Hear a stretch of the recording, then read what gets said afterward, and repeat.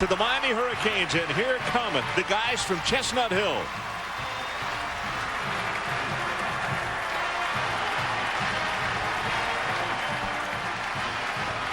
The last time that the Miami Hurricanes will face off against Boston College as a member of the Big East. We'll be back with the opening kickoff after we pause for these messages.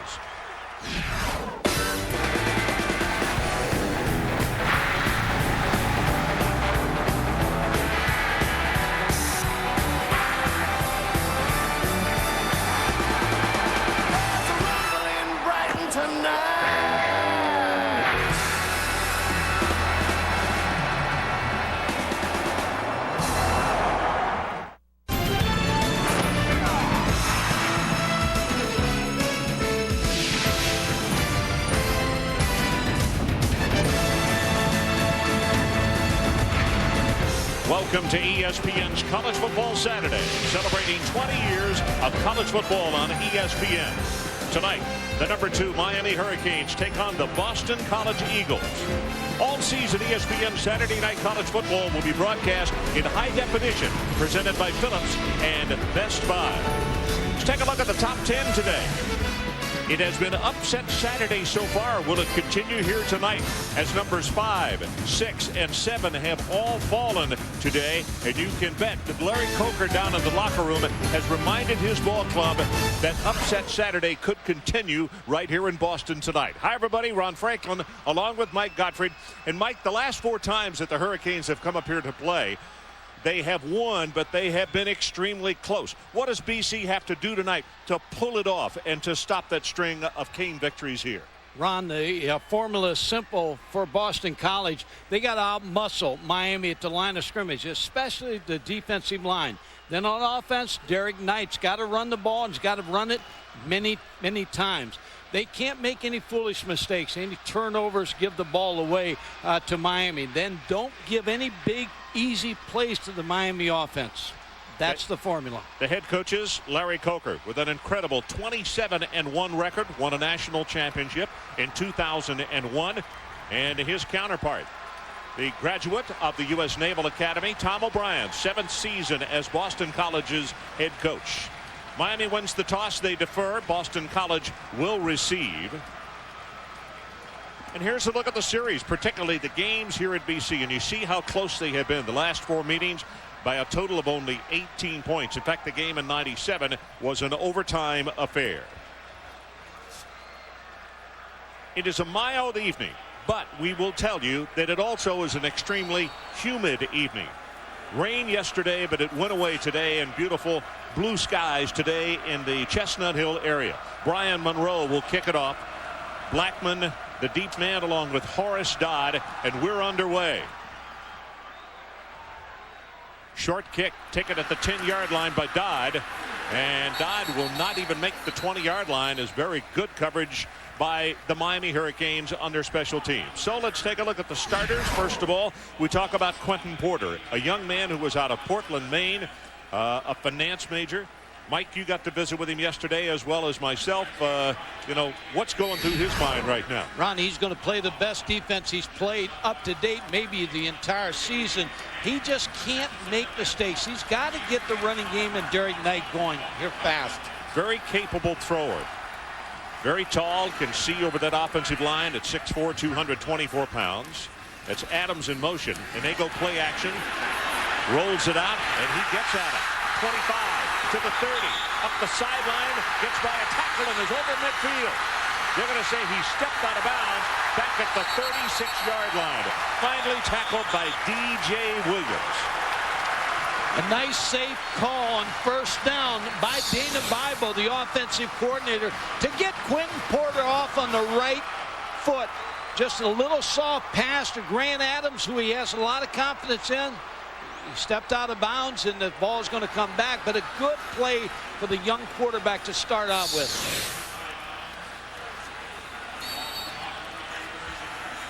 So the line of scrimmage is the 36. That's the other thing you want to do. You want to counter the speed of Miami. Make it work against them. 18 yards on the pass play. It would have been over 45 yards had he not stepped out of bounds. Flag goes down, running play. Derek Knight, very short yardage right up the middle. And it gives us an opportunity to check the other starters. And now we got a flag down in the secondary and some pushing and shoving between Boston College and the Miami Hurricanes. Personal foul against Miami. John Smith out of the Big East. Of course, since this is a Big East encounter, the official for tonight. And one thing that guy is not real happy with, Mike Godfrey, they have been penalized a lot, and particularly early on in ball games. And his coaching staff has really been tough on this Hurricane team. Live ball foul, illegal formation, offense, 5 yards. Then the dead ball call is going to be after that. Dead ball, personal foul, defense, 15 yards, first down. Ron, I'm sure Larry Coker and Tom O'Brien both told their ball clubs, hey, this is going to be heated early in this football game. Don't make a stupid mistake like that and get thrown out of the game. Well, to my knowledge, we did not have an ejection. No, okay. Just a personal foul.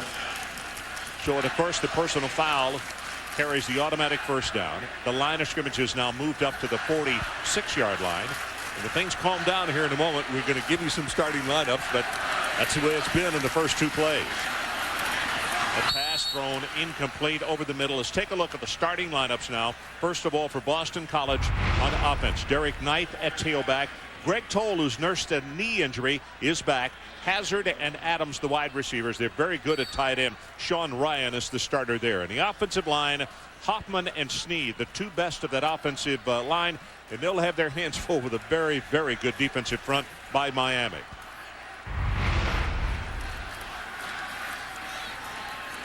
Running play hit behind the line of scrimmage is Knight. And we take a look at the starters defensively for Miami. Carroll, Will Fork, good heavens, almost 350 pounds. We'll call his name a lot tonight. Harris and Atkins, the 2 guys in the outside, extremely good pass rushers. Linebackers very active, and it all starts with Jonathan Vilma right there in the middle. And in the secondary, Roll, Taylor, Sykes, and Alfonso Marshall. So it's going to be 3rd down BC, and they need to take it down to the 44-yard line of the Hurricanes. And that pass for Knight a little too tall, and it looks as though Quentin Porter a little shaky in this opening going. The first call was a good call because it was a little short pass, but now the Miami pressure's stepping up a little bit, and he just overthrows this football a little too high. So the first punt of the night. This is where Miami really can affect this football game in special teams. Gomolinsky waiting for the snap back at the 29-yard line. Roscoe Parrish is the deep man, gets a low pass, gets the kick away, and it is a driving spiral. Parrish all the way back to the 8-yard line. Up the far sideline, breaks off the tackle at the 18, still on his feet, 30, at the 40, and he's gone. Roscoe Parrish is going to take this about 92 yards for a touchdown. And Miami, as Mike Godfrey just said, this is one area that they could have an edge in tonight, and they're on the scoreboard. Still no offense on the field. Yeah, Ron, when you have so much speed like Miami has, every kick situation when you're coaching against them is terrifying because you know, and this they had the block on right here, so now he gets a lot of this on his own, then picks up blockers downfield. Pretty good return. 49 yards in the kick after a low pass. A very good job there. The extra point attempt is up, and it is good. So you could see Brock Berlin on the far sideline saying, hey, I don't mind if the offense doesn't have to come out right now. Spot me every point that you can, as a flag is down on the extra point. It's going to be on Boston College, I believe, and maybe another personal foul. And if it is, Miami can have the penalty assessed on the kickoff. John Smith. Running to the kicker. Yeah. Defense, penalty is declined. The extra point is good. That's not the way you want to start if you're Boston College. You want to keep this game as close as you possibly can. So 92 yards and the kick returned by Parrish. We'll take a break. 7-0. Hurricanes on top. Right back. It's a new school record at Miami for Roscoe Parrish. Kevin Williams, the old record, 91 yards back in 1991. And 92 on this one. Look how close, Mike. He comes to stepping out of bounds. Does a marvelous job of keeping his feet inbounds. Ron, he was a high school quarterback, so showed some quarterback smarts on that play on the sideline. Here's Monroe's kick. This one he gets all of. It's going to be 5 yards deep in the end zone, and BC will not return it. Adrian Carson, let's check with you on the sideline. Ron, emotions are pretty high down in this field here tonight. I mean, it's no secret Miami's going to leave the Big East without not some hard feelings by other schools, including Boston College. So in order to quell any bitterness or bad behavior, this week in the campus newspaper, The Heights, head coach Tom O'Brien wrote an open letter to the entire campus. Remember, we're on national television. Let's say goodbye to Miami, certainly, but let's do it with class, especially in situations like this. Even the players, keep yourselves together. Well, Tom O'Brien is a classy guy, and that was a very smart thing to do, quite frankly. So they get another set of downs. Under pressure, going to be hit, and he is sacked. And 75, Vince Wilfork, along with DJ Williams, the first two to get to the quarterback. And Wilfork, Mike, is almost impossible to stop with his speed and his size. Ron, he's one of the great defensive linemen in the country, and he comes over, uses swim technique where he comes over with his right arm and then gets to Quentin Porter. But he's in a long line of great defensive linemen. Jerome Brown, Warren Sapp, Russell Maryland, Cortez Kennedy. He's in that area. He's in that level. Loss of 6 on the play. Knight on a draw play straight ahead. He'll take it out to around the 16. Wilfork again making the tackle. What does young Quentin Porter have to do to get himself settled down? Well, he's got to get better field position. He's got to get Derek Knight's got to be able to run the ball. They feel like Boston College feels like their offensive line matches up pretty well against Miami's defensive line. Vice versa on their defensive line, they feel matches up well against Miami's offensive line. So they got to win those battles to help their quarterback. Pat Ross, the center, sophomore out of Cincinnati Xavier, the center, comes out pointing out blocking assignments. Zings this pass, and it's well overthrown and incomplete at the 30. And this time it was Orion Harris, the sophomore out of Newark, Delaware, with the pressure. I was just thinking about what Adrian reported on Tom O'Brien's letter. When I was standing on the field, the students, when Miami came out, they were yelling, overrated, overrated. I thought that was a bad idea.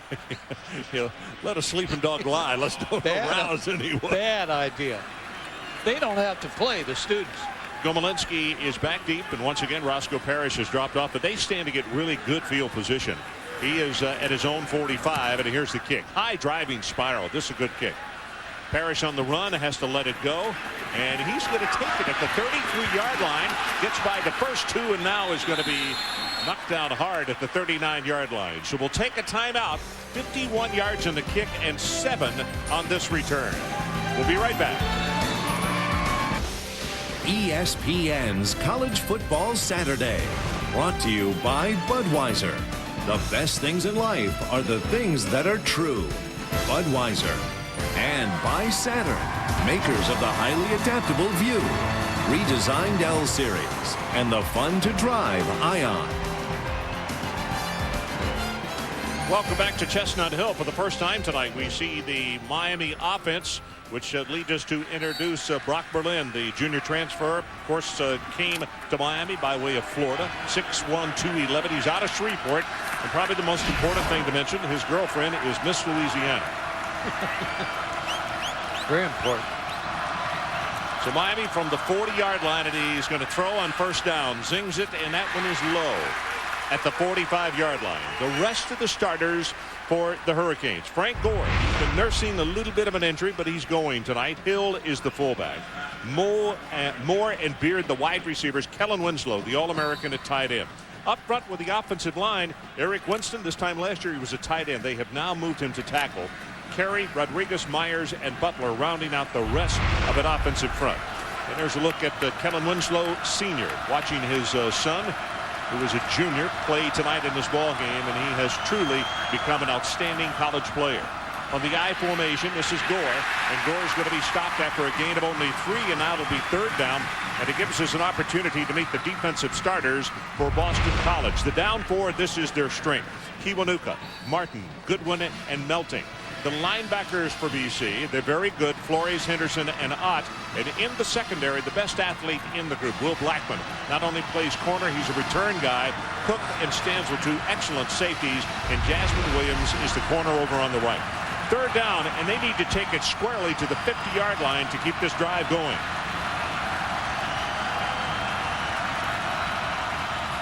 Berlin from the shotgun. Here comes pressure from Kiwanuka. Now is going to run it and dumps the pass off, and the hit on Gore, and he drops the pass. Boy, that is a very good hit by Brian Flores, the senior linebacker out of Brooklyn, New York. And this was just what Boston College needed. They needed the defense to go on the field, turn the ball back over to their offense. They did a good job. They did muscle Miami's offensive line like they felt they could. Here comes the big hit. There you see it right there to knock the ball away from Gore. Ryan Monroe, the punter. The left footer gets a high wobbly spiral away. Blackman signals for the fair catch, and he makes it at the 24-yard line. Sunday morning at 11 Eastern, it's NFL Countdown presented by Old Spice.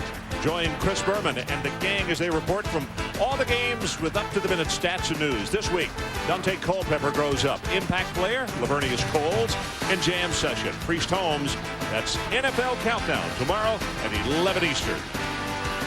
Some of the tailgaters out there, Mike, outside the stadium. I was going to say Dante Culpepper's got his Viking team off to a fast start.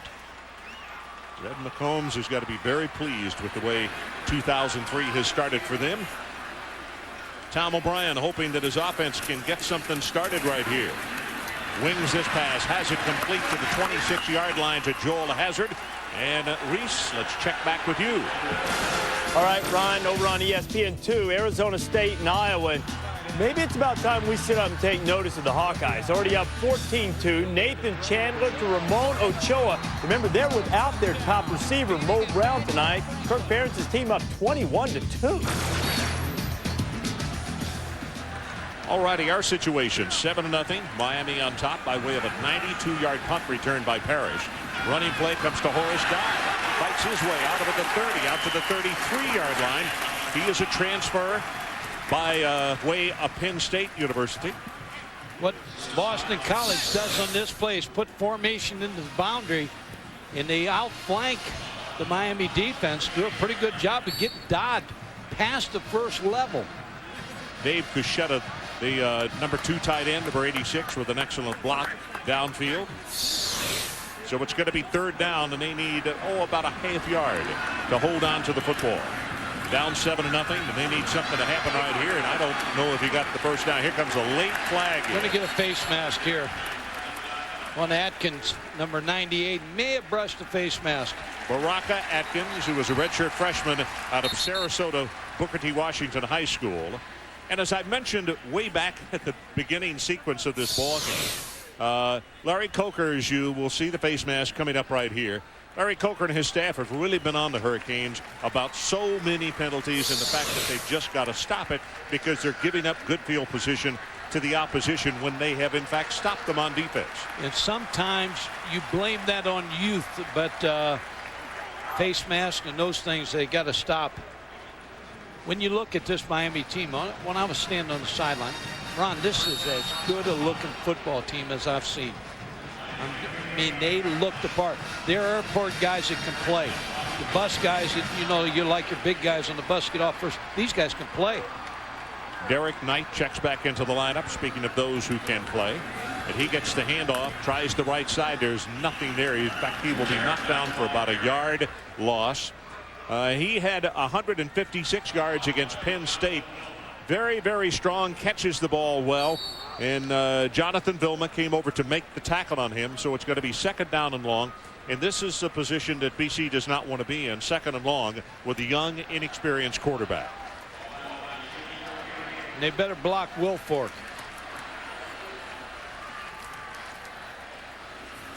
They give it to Knight again, tries the right side, bites it out over the 40 up to around the 41. But now it's going to be a third down. and they need to take it out to the 48-yard line. Your whole game plan when you're playing Miami is get to the fourth quarter. You know, make a short game with your running game and don't make any big mistakes and stay around to the fourth quarter. Put some pressure on Miami and then got a shot to beat them. But that Boston College got to find a way to throw the football here in the first quarter. You can see the numbers on Knight, fourth in the NCAA in rushing average. Here's a pass, got it complete. And the tight end, Sean Ryan, makes the catch, and it'll be enough for the first down out to the 49-yard line. Sean Ryan knew exactly what he needed for a first down, ran an out route. You're going to see him come up, break it off, just inside those chains to make the first down. Sykes and DJ Williams combining on the stop. But as we mentioned, the tight ends for BC, very good. Sean Ryan, also Dave Cachetta. And they also play a young freshman a little bit, Chris Miller, number 88. But we'll keep an eye on those tight ends as they move in and out of the lineup. And an integral part of the Boston College offense. Hit as soon as the ball is given to him by Jonathan Vilma. And I mean, Derek Knight he is lucky he was able to hold on to the football. Here's what Quentin Porter's got to do right now. He's got to change up the snap count because Jonathan Vilma just timed that perfectly and hit Derek Knight in the backfield. Now that's 2 tackles for loss that he has, and we have barely played half of the opening quarter. Penetration by Miami, making it extremely difficult to get any kind of offense sequence going. So again, they scrimmage with second down and long. It's about 15. Cachetta comes in at tight end. Porter sets in the pocket over the middle, throws it behind a wide open Tony Gonzalez, the redshirt freshman out of Framingham. And Adrian Carson, what do you have for us? The starting left guard for Boston College, Augie Hoffman, out of the game currently with a stinger or slight pinched nerve in his neck. Significant because at 308, 310 pounds, that's Vince Wilfork's side. And now they're having to double team here.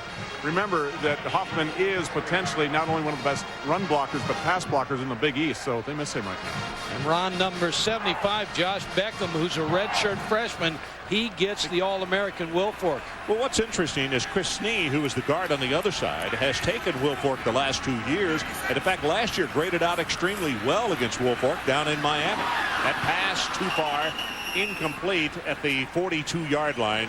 And the punting unit will have to come on for Boston College. So they got a little bit of something going, moved the chains a couple of times, and now they're going to have to punt it back to Miami. Third time that BC will punt here in this first quarter. And once again, the customary number 1. Roscoe Parrish is back deep as you look at Gobolinski and his numbers. Look at that, 2 punt returns. The last one only 7 yards, but he's still averaging 50 on the night. Low pass, can't get the ball. It is loose, recovered by Boston College. It'll be first down and 10 for Miami at the 29-yard line. And just pressure from every direction. Winslow was the man who came in with the pressure. Yeah, that's great when you can put your All-American tight end on the punt block team. He's going to come out to... You know, I think he's a little shaken up after this play. I don't know if he had the wind knocked out of him or what, but Winslow has gone to the far sideline and is going down to one knee, and the trainer has come over to talk to him. So 2 special team errors by Boston College has put them in a situation to fall into a big hole here in the opening quarter. To the right side, it is Frank Gore, and he will go down to the 26-yard line before Ray Henderson, the middle linebacker, comes over to make the hit on him. Talked about Frank Gore. The coach has said his ankle's sore and his knee's sore. They took him out of a little practice this week, but he's not going to miss anything. But he's a running back. It's got 100 yards in each ball game, so he's going to be bruised. First time that Miami, and you know how many great running backs they've had, first time in their history that they've had a back start that well, averaging over 100 yards per outing. They may throw here, Ron.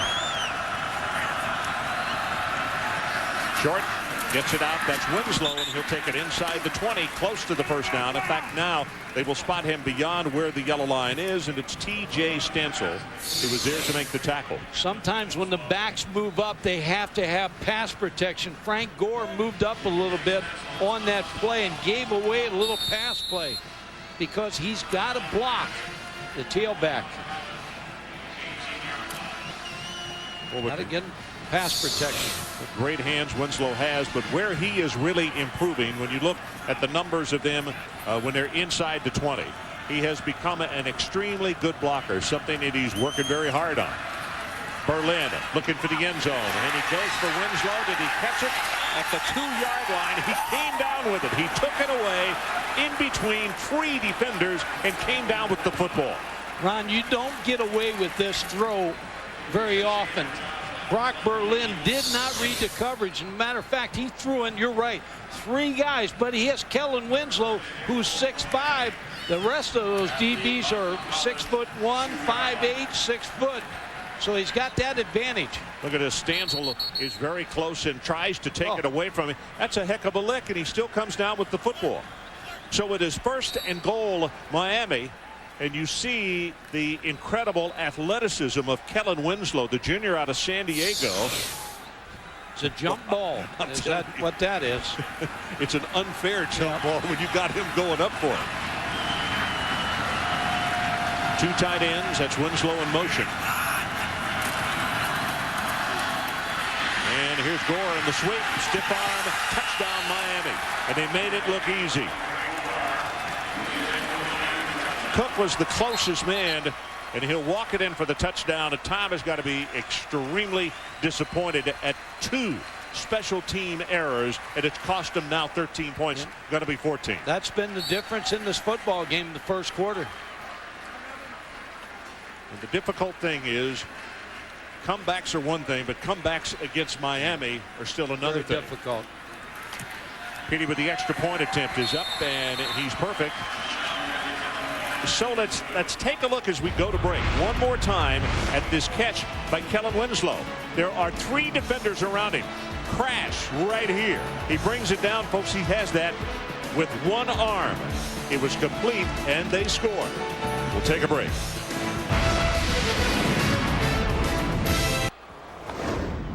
So we're back. Let's go back to 2001, trailing 12-7, less than a minute remaining. Brian St. Pierre led the Eagles down the field to the 20, and with 20 seconds left, St. Pierre drops back for Ryan Reed. The pass ricocheted off Miami quarterback Mike Rump's knee and landed in defensive tackle Matt Walter's hands. And then Walter had the ball stripped by his own teammate, and Ed Reed takes it for the touchdown, 18-7.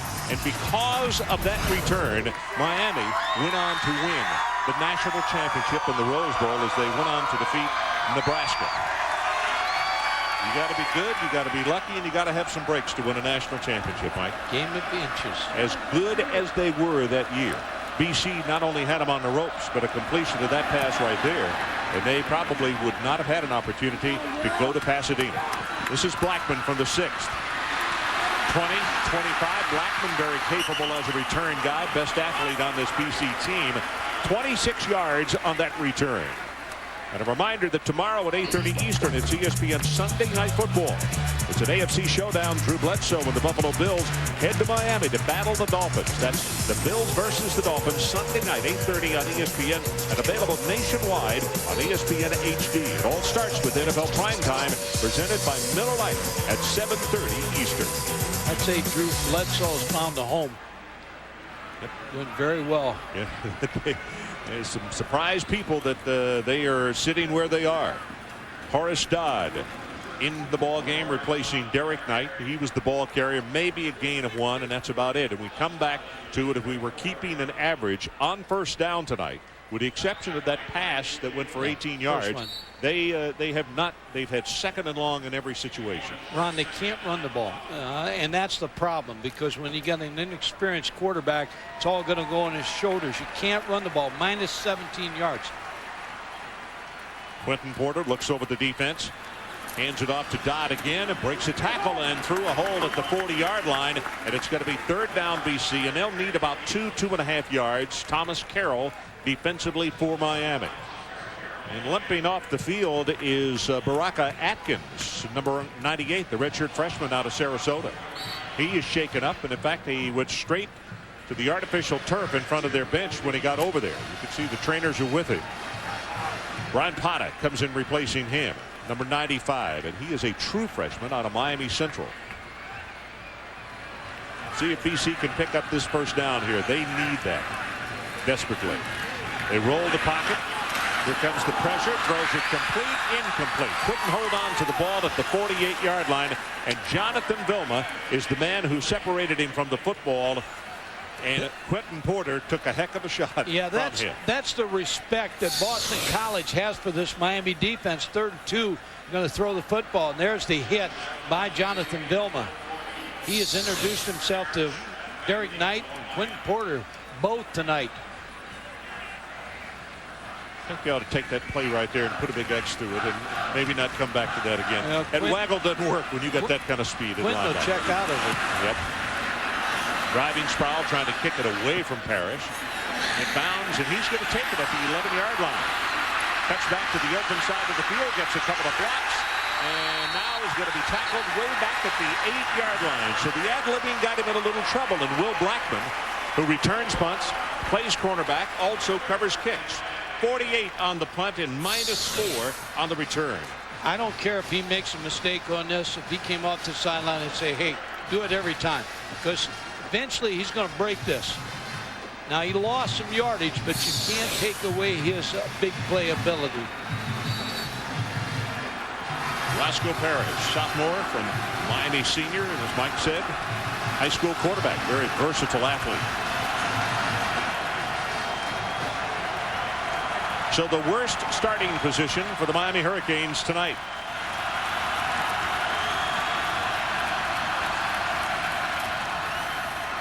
Gore takes it at guard, and he'll bring it out over the 10-yard line. Short yardage there is defensively.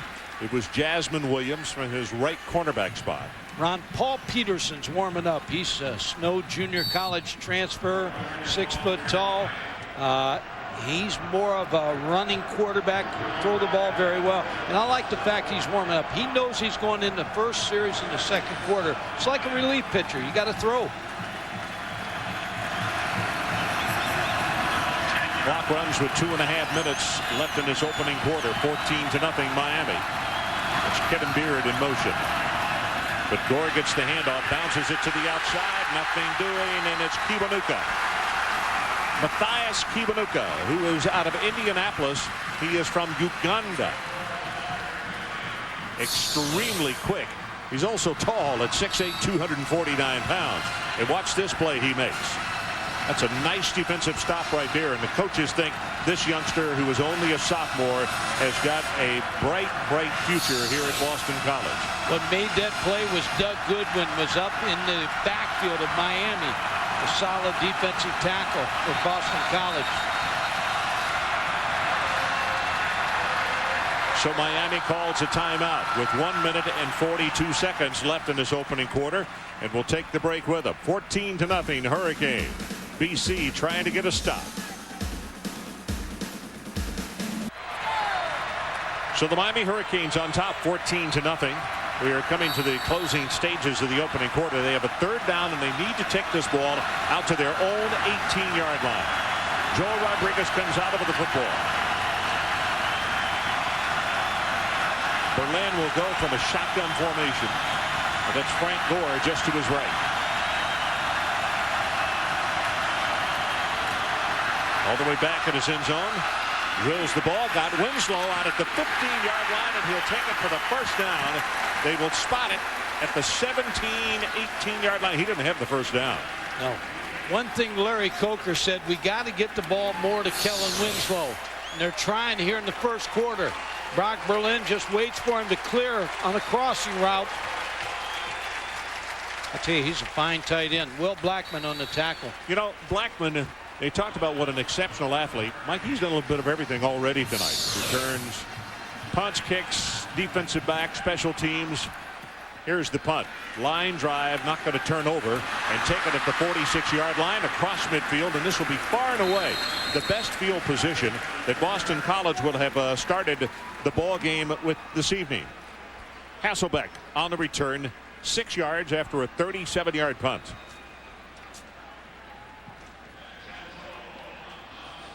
How difficult is it to do as Boston College right now since Quentin Porter back out onto the field? But they got a reserve quarterback, and it's not because they're mad at him. It's all set. Yeah, it's all set in the second quarter that he's going to take over the first series. 19 snaps, 20 total yards. Not doing too well on offense. Derek Knight back in a tailback, and they fake the reverse. Pressure from behind, going to go long, and it is incomplete at the 10-yard line. And that'll stop the clock with 47 seconds left. Joel Hazard is the man he was looking for.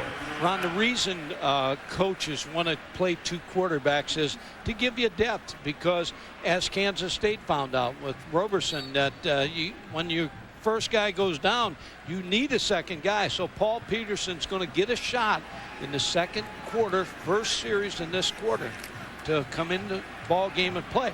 And then Quentin Porter gets a chance to go on the sideline and watch Miami's defense. Now this time Quentin Porter, the quarterback, has split out way to the left side, and a direct snap to Grant Adams, and there's another one I think you need to put an X through. Yeah, well, Miami knew with Quentin Porter out, flanked out, that something was up with a quarterback draw or a halfback draw or a wide receiver draw. So Tom O'Brien trying to do whatever he can to shake up the offense. Maybe a little trickeration against the Miami defense, see if he can't get them off balance, but that is extremely hard to do. Clock runs, 14 seconds down to 13. And this time Porter from a shotgun formation at the 45. 3rd down and long, and he's going to try to run it. And stumbles at the 50, takes it inside the 45, and it'll be 4th down, and they'll still need about 4 yards as Antrell Roll came up to make the tackle on him. And that is the end of the first quarter. So let's take a timeout. Miami 14 and BC nothing, and it came by way of 2 special team errors on the part of the Eagles.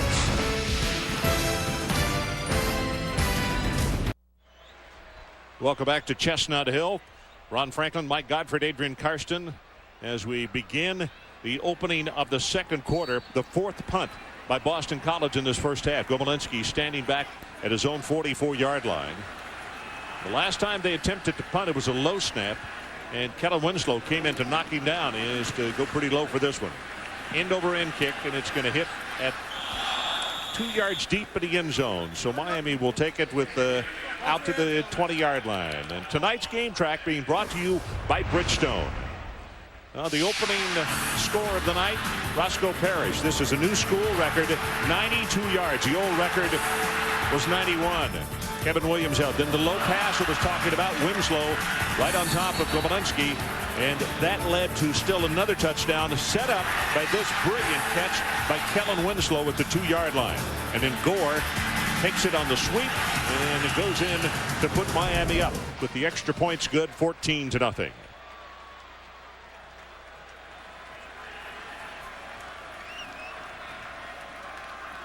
Brock Berlin again from the shotgun, fakes it to Gore, now throws the pass, got it behind a receiver, and still Kevin Beard makes the reception, and it is going to be enough for the first down.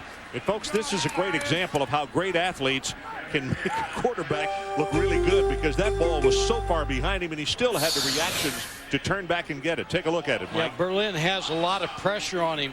Has thrown 5 touchdowns, 4 interceptions this year. A good throw to Kevin Beard. Kiwanuka is the man who was coming with the pressure, as he has done a good job in the early going to this ball game, creating some problems for Brock Berlin and his ability around the pocket to try to get the pass away.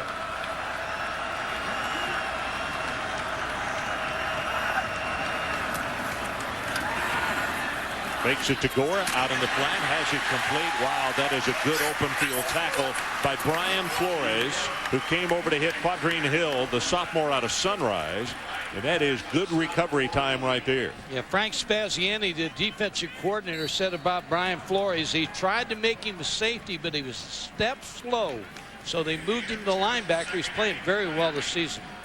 leading tackler on the team, big playmaker. Senior out of Brooklyn, New York, 5'11", 218 pounds. Berlin has now hit 5 passes in a row. He's 5 of 7 for 45 yards. They give it to Gore, and a flag comes down from the umpire. Normally offensive holding. Ricky Brown making the tackle for Boston College.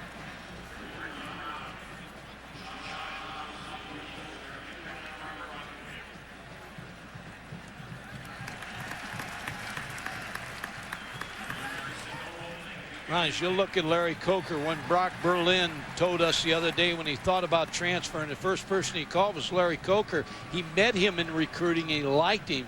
So that's a way to get a quarterback by way of Florida. When he played at Florida, he threw 11 touchdowns, 2 interceptions in 12 games. So Larry Coker, being friendly to a recruit, got him on the second time around. Well, Larry Coker was very upfront and honest with him that if he did transfer, the process that he would have to go through, and obviously he would have to earn the spot. And he's done just that. He has earned the spot, and that includes an extremely big comeback against his old teammates. So with the offensive holding, now second down and 18 yards for the first. Gives it to Gore. 25 at the 30-yard line, and he will have 8 of those 18 back. Brian Flores with still another tackle for Boston College. A safe call for Larry Coker because you just want to get back to where you got manageable yards on third down. Just an easy draw play to Frank Gore. And Frank Gore shows you he works downfield, and he's a tough runner to bring down. Frank Gore was going to be the guy last year until he injured a knee. Yeah, he had beat out McGahee, so shows you what a back he is. Blitz coming from the middle by Boston College. They pick it up over the middle. That pass again well behind the intended receiver. This time Ryan Moore. And Moore could not get around with another athletic ability to help out his quarterback on that one. Yeah, zone blitz by Boston College. Pretty well picked up by the offensive line of Miami. Just got away from Brock Berlin just behind Ryan Moore. And Larry Coker came over and said something to him about, you know, that's okay, but that was not his best sequence of the night. Fair catch is called for by Hasselbeck and makes it, and then got knocked down at the 35-yard line. So it's 35 yards on the punt. We'll take a timeout. Miami 14-0. Right back. 14-0. It seemed like such a good idea when they planned it, but forgetting that it's the molting season, that's the reason those birds don't look quite as good as they normally would, I assume. Yeah, they're happy. Well, the BC fans now looking for something positive to happen. Paul Peterson in the ball game at quarterback. Boy, we've got a flag already. Well, once you get a new quarterback in and new snap count. Snap, full start, offense, 5 yards, first down. All of a sudden you jump at this. Boston College believes they're going to build depth. They've done this all season. Quentin Porter said when he goes off the sideline, he watches the defense, learns the play call from Dana Bible, and watches what his assignment is. He feels it helps him.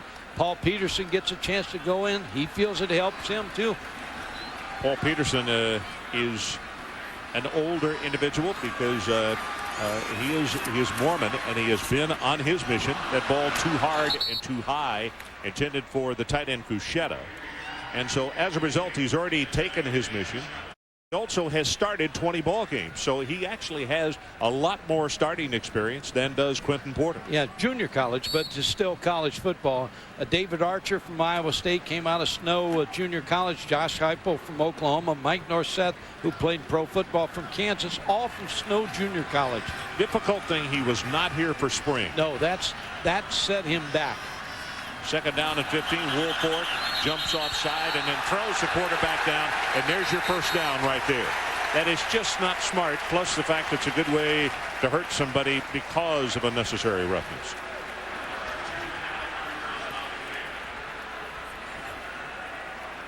And Vince has to understand that if someone did that to Brock Berlin, the Miami players would react accordingly. The BC players didn't appreciate having their quarterback slung down after the play had been whistled dead. most importantly, Paul Peterson didn't enjoy it. Not at all.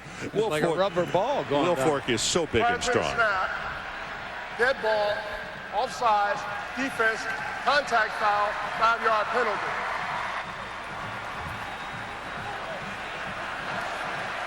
Dead ball, personal foul, defense, 15 yards, automatic first down. So 20 yards in penalties, and BC will get the ball at around midfield. In fact, it is just shy of midfield. And Vince Wilfork just throws Paul Peterson down. Josh Beckham, he just ran over him, but of course he was offside. Larry Coker again, another penalty. 50 yards in penalties right now. Nope. As he mentioned on our conference call on Tuesday, he said it's been discussed and discussed very hard with the team. But another personal foul against the Hurricanes. Knight, draw play, bounces it to the outside, has 5, has 10, his longest gain of the night. It will be 13 yards, tackled by Kelly Jennings. Reese Davis, what do you got for us? Ron, Taco Bell is going to take us down to SMU, Oklahoma State and SMU, where Rashawn Woods is putting on a show. He has 5 touchdown catches. Had him in the first half. That's just one off the NCAA single game record held by Tim Delaney of San Diego State, 1969.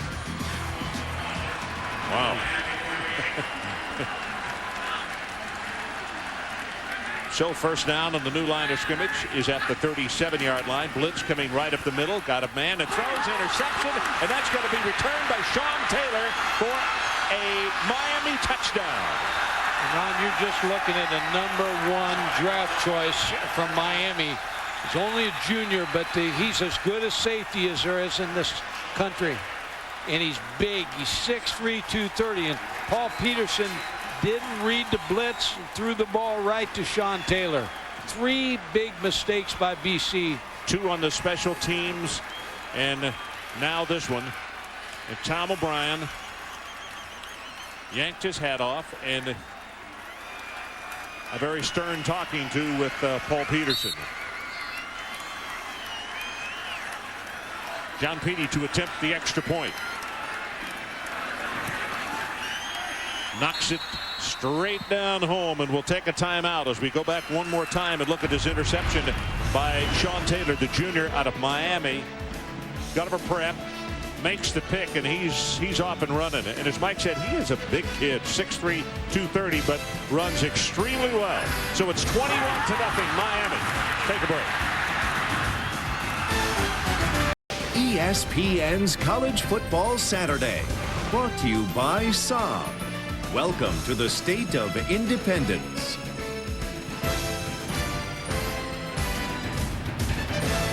Downtown Boston on a Saturday evening. A lot of fun being had down there at all the restaurants and down around the wharf, but not out here in Chestnut Hill. If you're a fan of BC, they are down 21-0. We still have 11:51 to play in the second quarter. And a look at Sean Taylor, who just made the pickoff and the return for a touchdown, and Monroe will kick it off again. Talked about you had to run the football. They haven't been able to do that. Don't make mistakes. They're making them one right after another. 67 yards in that return, Mike. And this one is going to come down about 2 yards deep, and it will be returned by Blackman. And Blackman is not going to make it back to the 20-yard line on that one. Here's Sean Taylor sitting here at the safety. Now he's got the tight end Ryan, who's going to come down and run an out pattern. He's going to jump it. Both linebackers come. They got man coverage, no free safety. Taylor sits right in front of the throw. Peterson looked like he threw it off balance. And the rest is the band getting ready. You know, Mike, it's a situation where if he is going to throw the pass, if he lofts the football, he might have had a touchdown because he had jumped the route. Quentin Porter back in the ball game, operating at quarterback. See, that's what you worry about when a quarterback goes into the ball game for the first time, whether he is loose enough. We saw him warming up over in the sideline, but he made a big mistake. And as a result, his football team is down 3 touchdowns. But in fairness to him, Boston College has not moved at all on offense.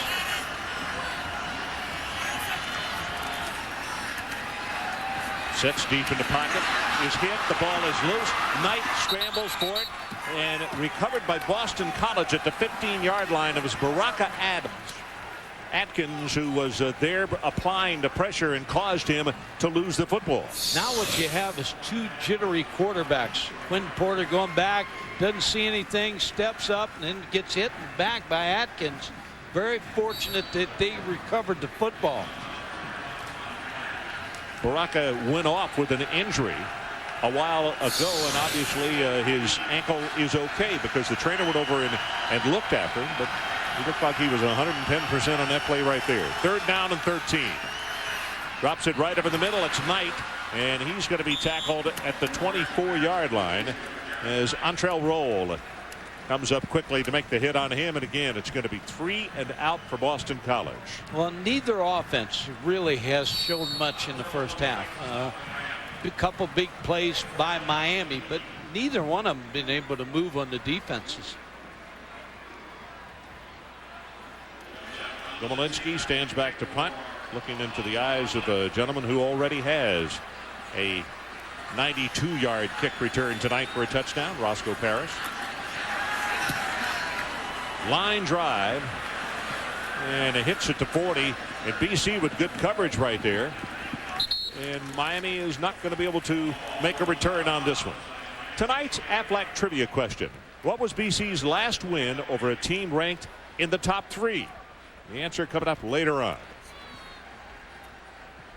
Now you look for Brock Berlin to try to get something started for this Miami offense. Larry Coker would like to see his offense do some good things here. He talked about before the ball game. He said, we got such a young football team. We've not come together yet. We hit like a typewriter. Everybody not hitting at the same time. Well, he said they were a work in progress, but it's hard to figure when you got that many great players. Forced out of the pocket, going to go long, and the ball is intercepted by BC at the 40. Back across midfield, Ryan Glasper with the interception. And so far, quite frankly, for his team being up 21-0, Berlin has not been sharp at all. No, Ryan Glasper is a freshman. Frank Spaziani said he was going to put him way back, but he was way back enough to get an interception. We have a penalty marker down at the 44-yard line. It was Philip Metling who was applying the pressure on Berlin.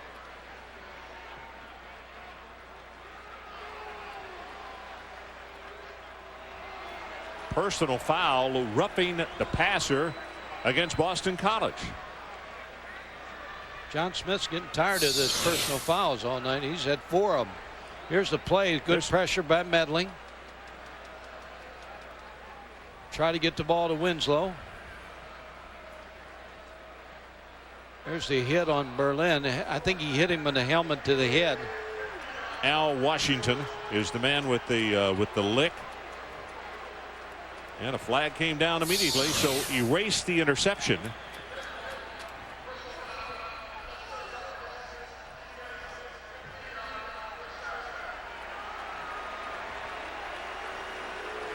Nothing going right for that man.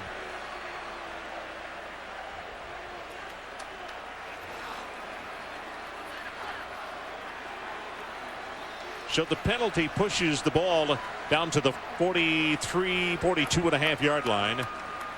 And we'll see if this mistake by Boston College winds up costing them more points. You look at the rushing yards by Boston College. Miami can't run the ball against BC's defense either. Kyle Kobia, number 40, checks into the lineup at fullback for the Hurricane. I think they'll try to give the ball to Gore here and get something started. No, he's cheating up again. It might be a throw. Hard count. They give it to Gore. Gets a good lead block. Running hard inside the 40, and he is down to the 36-yard line. And there's another flag down at the line of scrimmage. It looks as though we may have offensive holding.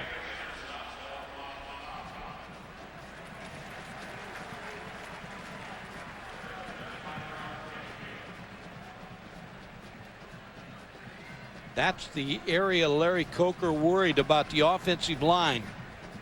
Feels like they have not come together. Got some size. Oh, Carlos Joseph there, 307 pounds, 6'6".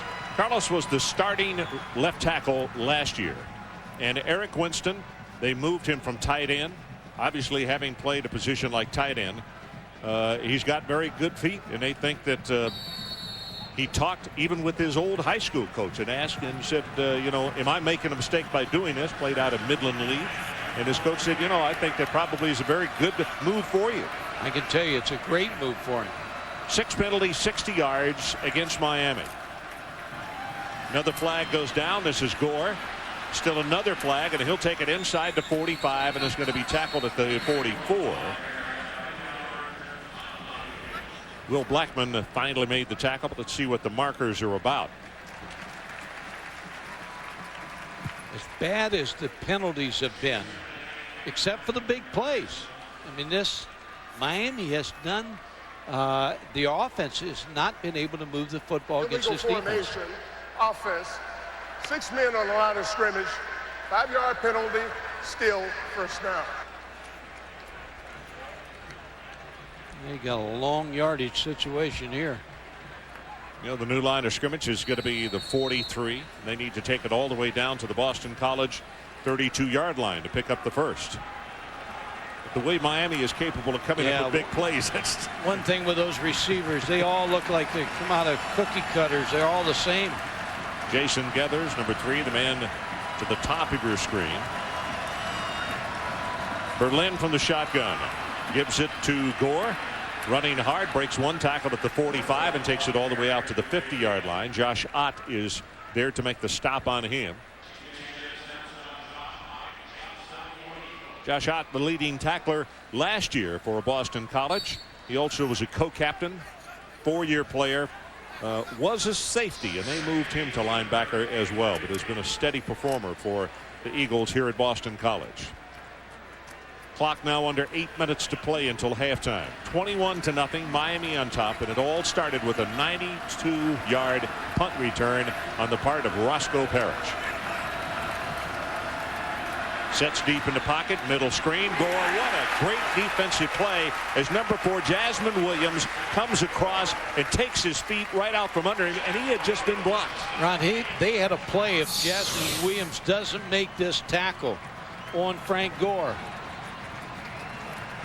Good shoestring tackle. You can see Kobe had got a piece of him, but he did the smart thing.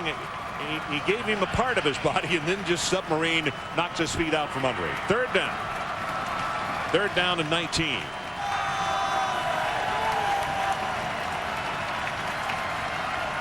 Student section up and trying to get this defense going.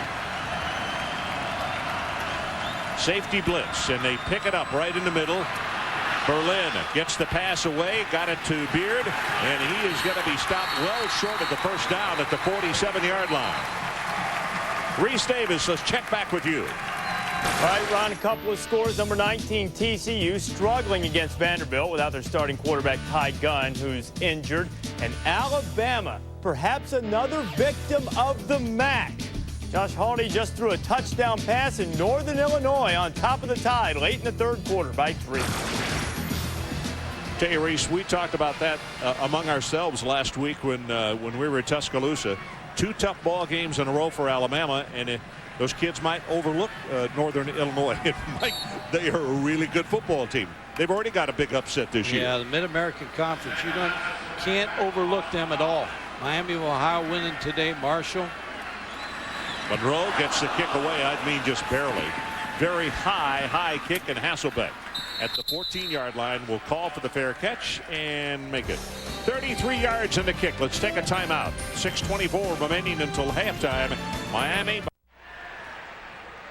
So we're back in Chestnut Hill, Massachusetts on a Saturday evening that started off badly for Boston College with some early mistakes.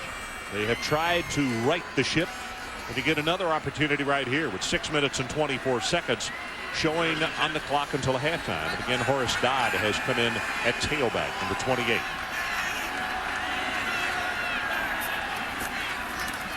Dodge straight ahead.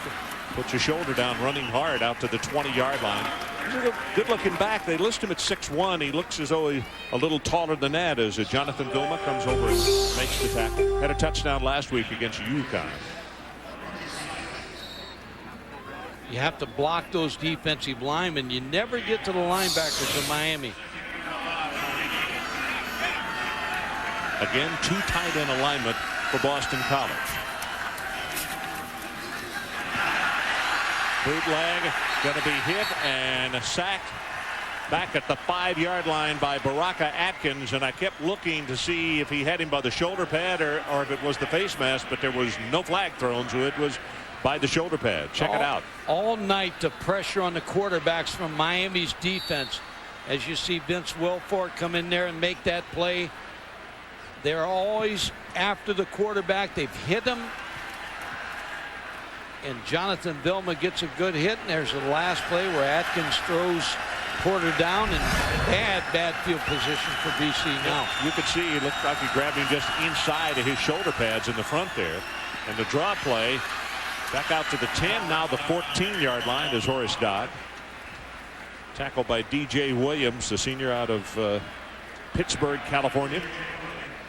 Quarterbacks for Boston College has just been under so much duress in this first half. Have not been able to settle. This is the 6th punt of the night, and we still have 4:42 left in the first half of play.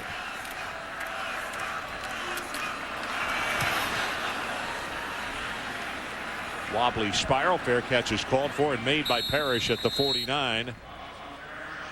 The answer to tonight's Aflac trivia question: what was BC's last win over a team ranked in the top 3? The answer is 1993. They defeated #1 Notre Dame 41-39. David Gordon's 41-yard field goal on the game's final play gave BC that win, and it cost Notre Dame the 1993 national title.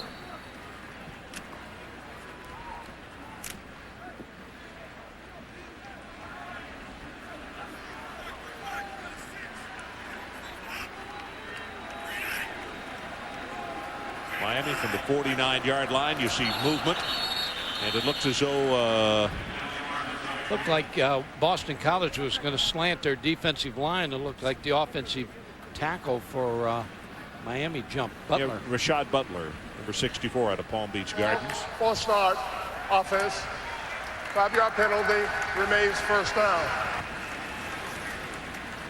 Penalty yardage keeps mounting for Miami. And it's not too good for Boston College either, with 4 for 40 yards. Larry Coker looking up at the scoreboard, and he knows that even though his team leads 21-0, it's been a sloppy first half as Gore is hit at the line of scrimmage and a gain of about 2 yards. Here's the story in the first half: the return by Roscoe Parrish. And then the bot snap on the punt led to another score, and then the interception by Sean Taylor, and then the roughing the passer when they did stop and intercept the ball. Just 4 big mistakes by BC. Play action to Gore this time. Pressure coming from the backside. Should have been a hold called right there, and he throws the ball away. Tom Martin was coming with a lot of pressure, and Vernon Carey had just locked up on him. And it was in a position where the official couldn't see it. Martin still complaining to the official, saying, hey, he almost took my jersey off.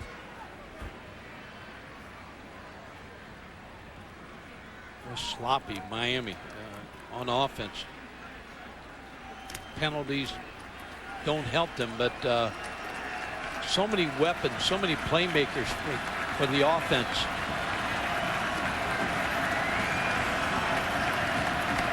Third down, they need to take it to the 41-yard line. Berlin steps up, drills it, got it complete. There's your first down and more to Ryan Moore. He's finally tackled by T.J. Stansel. 16 yards on the pass play. Ryan Moore came in with 10 catches. Big target, 6'3", 205 pounds. They clear out, catches the ball, picks up the first down, and That's his best pass of the night. He really hummed that one there. Dan Warner, the offensive quarterback coach, said he's accurate. I mean, he feels he's a strong arm quarterback. BC showing blitz, but they stay at home, and this is Gore. But a good surge off that left side behind the blocking of Winston and Carey, and it's going to be a gain of almost 5 on the play. Goodwin, one of the first men to get there and make contact. You can see that Frank is limping a little bit. Mike mentioned the fact that he's had a sore ankle, and he's carried the football a lot, but that's the way he likes it. On the other side of the ball, Derek Knight likes to carry it a lot, and he has not been able to because they have not been successful running the football. Here's where you got a tight end like Winslow. Going to go under center as the clock was running out. Gets that pass complete to Beard. And Beard is going to be tackled at the 29-yard line. Almost enough for the first down as we check back with Reese Davis. Reese? All right, Ron, we've got the Pontiac High Performance halftime report coming up in just a little bit. And Trev, you're not impressed with the Irish. I'm really not, and I'm looking at the schedule, guys, and if you're an Irish fan, you got to be honest. This is a football team realistically could start 1-7. But Mark was impressed with the LSU defense against Georgia. The word of the day for the LSU Tigers: blitz, blitz, and blitz again. He'll tell you how that worked. And number 5, number 6, number 7, all have gone down. More upsets in the works, even as we speak. We'll talk about it in just a little bit, Ron. All righty, Reese, thanks very much. We have 2:26 showing on the clock until halftime. 3rd and 2. Here comes the blitz. He got an open shot at the quarterback, and he throws it complete. Good for the first down to Jason Gathers. Jason Gathers playing tonight. He had a hamstring problems. Here comes the blitz by BC. Comes free, but can't get to Brock Berlin because it's a short route. Paul Cook on the hit.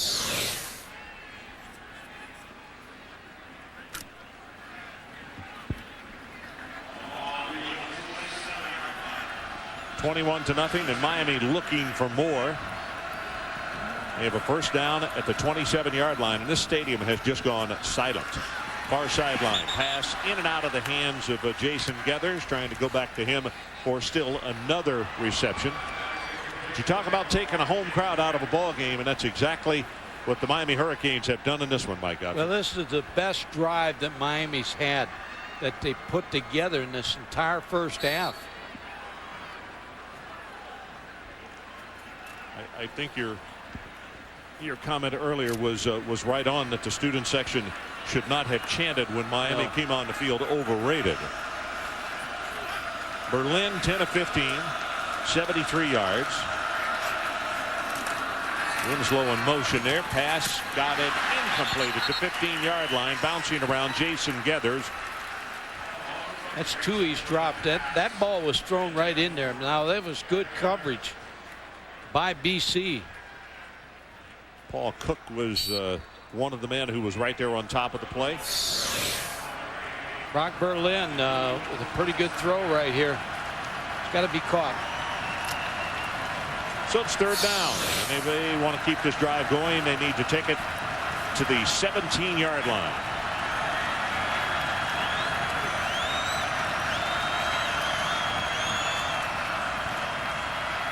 Berlin steps up. Safety valve. Gore at the 20, takes it inside the 20, and he's right in the vicinity. In fact, from where they have spotted him out of bounds, he'll have the first down at the 16-yard line. Tackled by Larry Lester. Well, Frank Gore came into this football game with 10 pass receptions, so he can catch the football. He's got good hands. Safety valve, as you mentioned, goes out, and it's like getting him the ball in a toss sweep on the outside.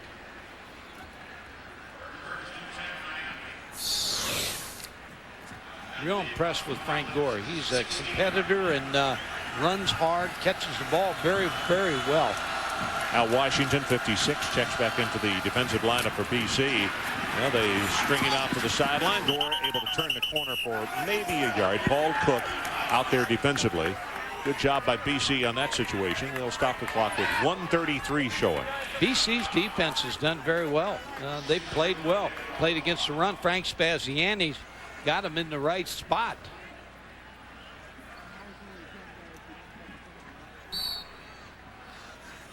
Hard to handle, though, when you got as many home runs as Miami has come up with tonight. Into big plays by some great players. Kellen Winslow's catch at the 2-yard line. And the problem is going to be getting your offense on track against Miami's defense. Getting some confidence in the quarterbacks. 11th play of the drive. Jared Payton comes in a tailback. And that pass incomplete. Good thing he didn't throw that one any harder because he was in traffic and Hill couldn't hold on to it. Ryan Flores was closer to it than anybody else, and the ball bounded away from him. So it'll be 3rd down. Let's see if they look for the big tight end here, Kellen Winslow. Down inside the red zone. Line him up on the left side. Big target.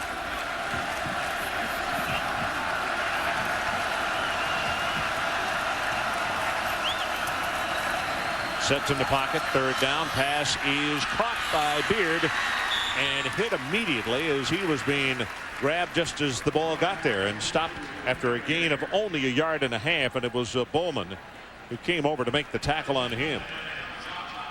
Let's see if Kellen Winslow on there. He ran a corner route on this play. No, had to clear late. 32-yard attempt by Petey.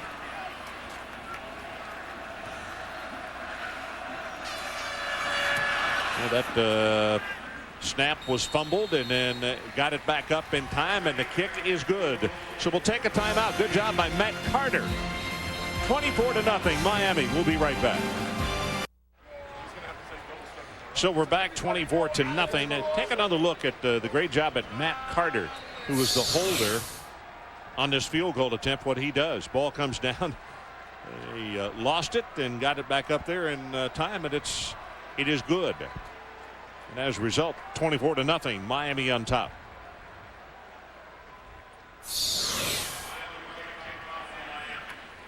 If you're Coach O'Brien, Mike, what do you talk about at halftime? You got to settle the quarterbacks down. You got to find a way to still run the football. But now you're 24-0 down. Now you got to open it up a little bit. You can't go with the game plan that you went with in the first half. You got to open this ball game up and throw the ball downfield. It's going to be Dodd. He'll return it. Crosses the 10 and is going to be stopped short of the 15-yard line. Tackle made by Maxey. Kellen Winslow, let's take a look at his first half. Just incredible. He's on special teams, so you want to. This is a guy that is going to be a top draft choice in pros someday, and makes a great catch on a jump ball and the home run, and then he gives total effort trying to pick up the first down. And the one thing about Miami now, when you look at them, they got a lot of headliners. You know, like headliners play Las Vegas, they'd have a bunch of them play. Well, his daddy was a great one, and his son filling in the same footsteps. That's Knight, going to be tackled just across the 20, and we had a face mask on that as Alfonso Marshall came in to make the tackle. So you can add, I don't think it's going to be a personal foul. I think it'll only be the 5-yard version. Derek Knight, when we talked to him, Ron, he came down to Harvard in Boston College. Said it broke his mom's heart.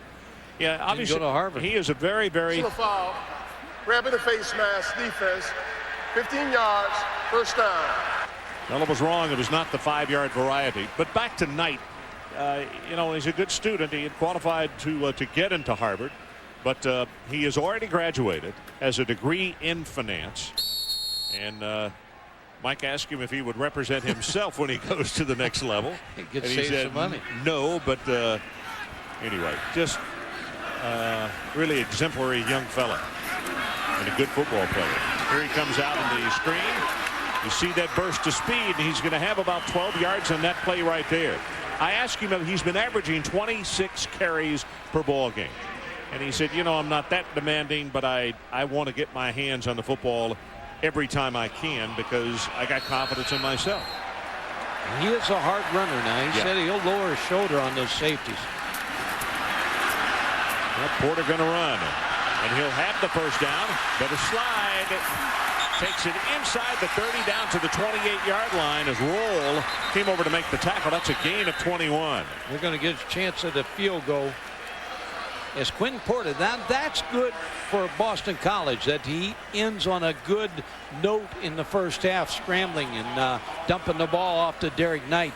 They're going to call a timeout here to stop the clock with 4 seconds. We saw his mom, Georgia, up in the stands just a moment ago as Tom O'Brien comes over to visit with his quarterback. Been an extremely difficult year for this entire family because Quentin's father died of a heart attack as he had brought his son back here to school, and it has just been, boy, that happened in February, and it's been a really tough time for everybody. Yeah, Quentin's saying that he's playing now. He wishes his father was here, but he said, my playing has brought my family closer together so they can come here and watch me play. Shortino is coming in to attempt a 45-yard field goal. 49 is his longest. Good pass, plenty of distance on the kick, and wide right, no good.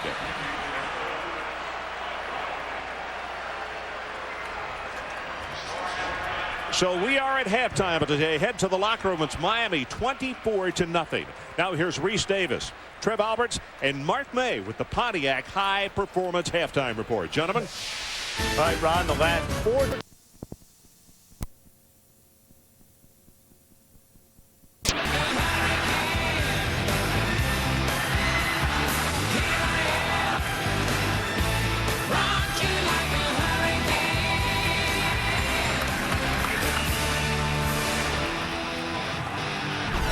And we're back at Chestnut Hill, preparing to start the third quarter.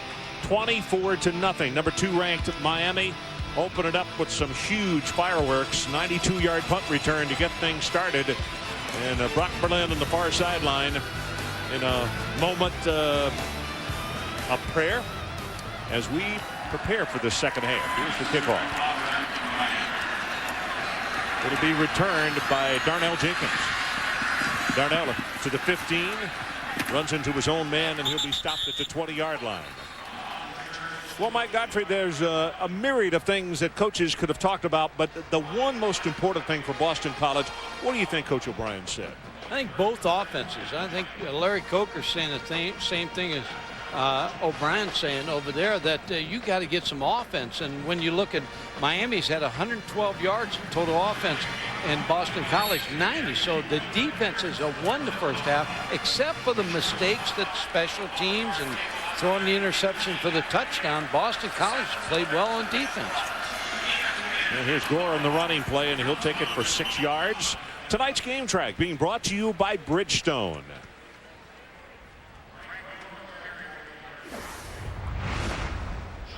And this is what happened in that first 30 minutes of play.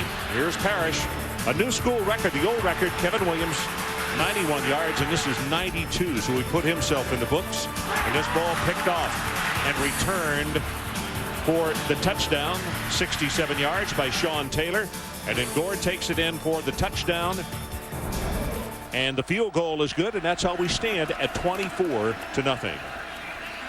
Payton carries the ball, has the first down, and he's loose. Now, he has scored a couple of touchdowns in the early going, and the coaches are extremely pleased as he picks up 16 yards on that play. He brings so much to the table as far as leadership, and he is so popular with the other team, with the other players on this team, Mike. Well, Larry Coker said he's always got a smile on his face, so all the players and the coaches want him to do so well. Jared Payton, senior out of Arlington, Illinois, and of course the son of Walter Payton.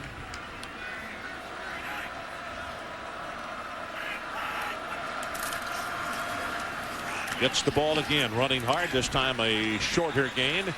And let's take a look at the first half stats as Doug Goodwin was out to make the tackle. And as you said, for a 24-point lead, look how close these numbers are. And very poor in running the football by both teams. But look at the third down conversion right there. 1 for 8 for Boston College, 3 for 8 for Miami. So the defenses have won the first half. Special teams edge to Miami. Thus you got the score, 24-0. Second down and 10.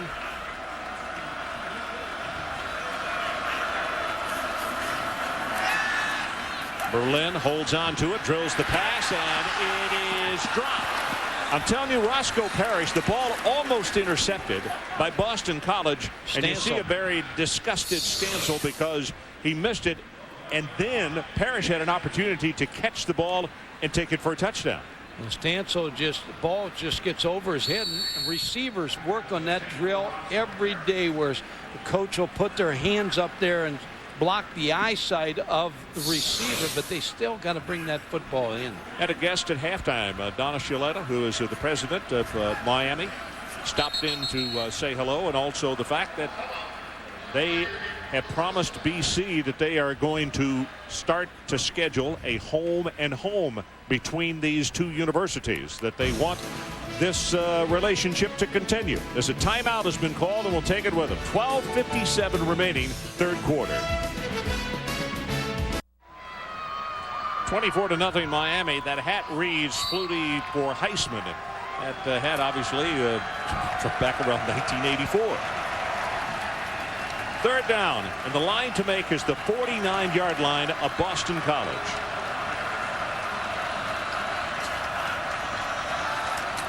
Berlin sets in the pocket, drills the ball, and has it complete for the first down at the 47-yard line to Ryan Moore, the redshirt freshman out of Orlando, and it's good for 12 yards. Good pass protection for Miami. They kept Kellen Winslow in and made sure they blocked this stunt on the outside. They pick it up perfectly. Brock Berlin has time to find Ryan Moore. Good adjustment at halftime by Miami, keeping the tight end for protection.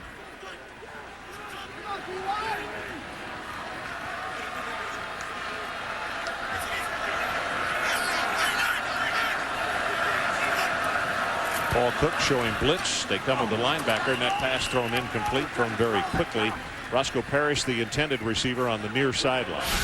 Well, the headliners tonight, when you look at Brock Berlin, not a lot of yards. Hasn't made any mistakes. Kellen Winslow's got 3 receptions, 11 rushing attempts by Frank Gore. He's also caught a couple passes, 1 touchdown. So they have the headliners, believe me. Miami on both sides of the ball.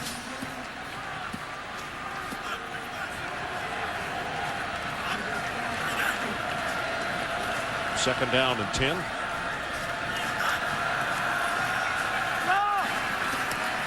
Berlin gets it away quickly, in and out of the hands of his intended receiver at the 40-yard line. Threw it quickly. Jared Payton was the man that he wanted. He was very quick in delivering that, but it also had a lot of heat on it. Yeah, but it's catchable. I mean, that ball was, what Brock Berlin did was slide around right there and find a throwing lane and got the ball to Jared Payton. Should have been caught.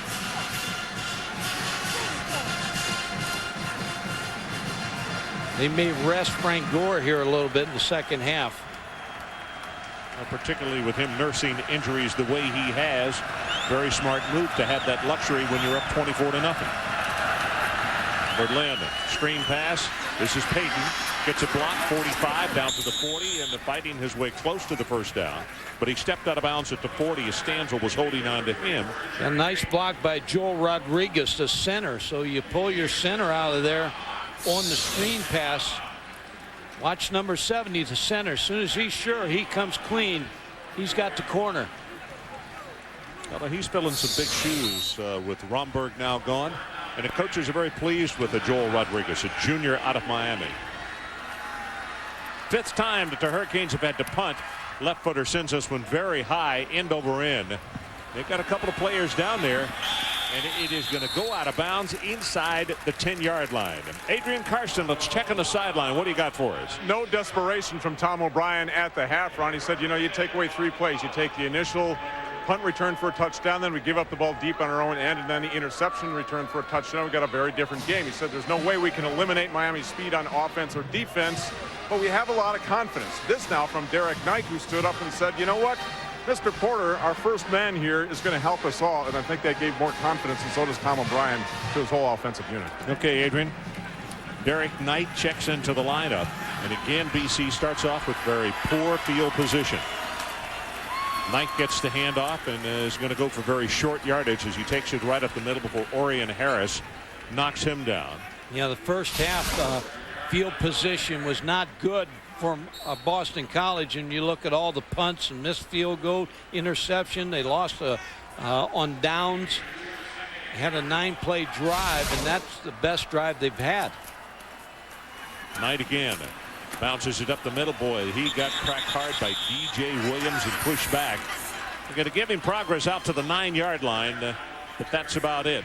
Well, some big hitters, just like they got quick hitters on the offensive side. They got some big hitters on the defensive side of the ball for the Hurricanes. Well, DJ Williams was one of the 11 Butkus finalists last year, and we haven't called his name much tonight.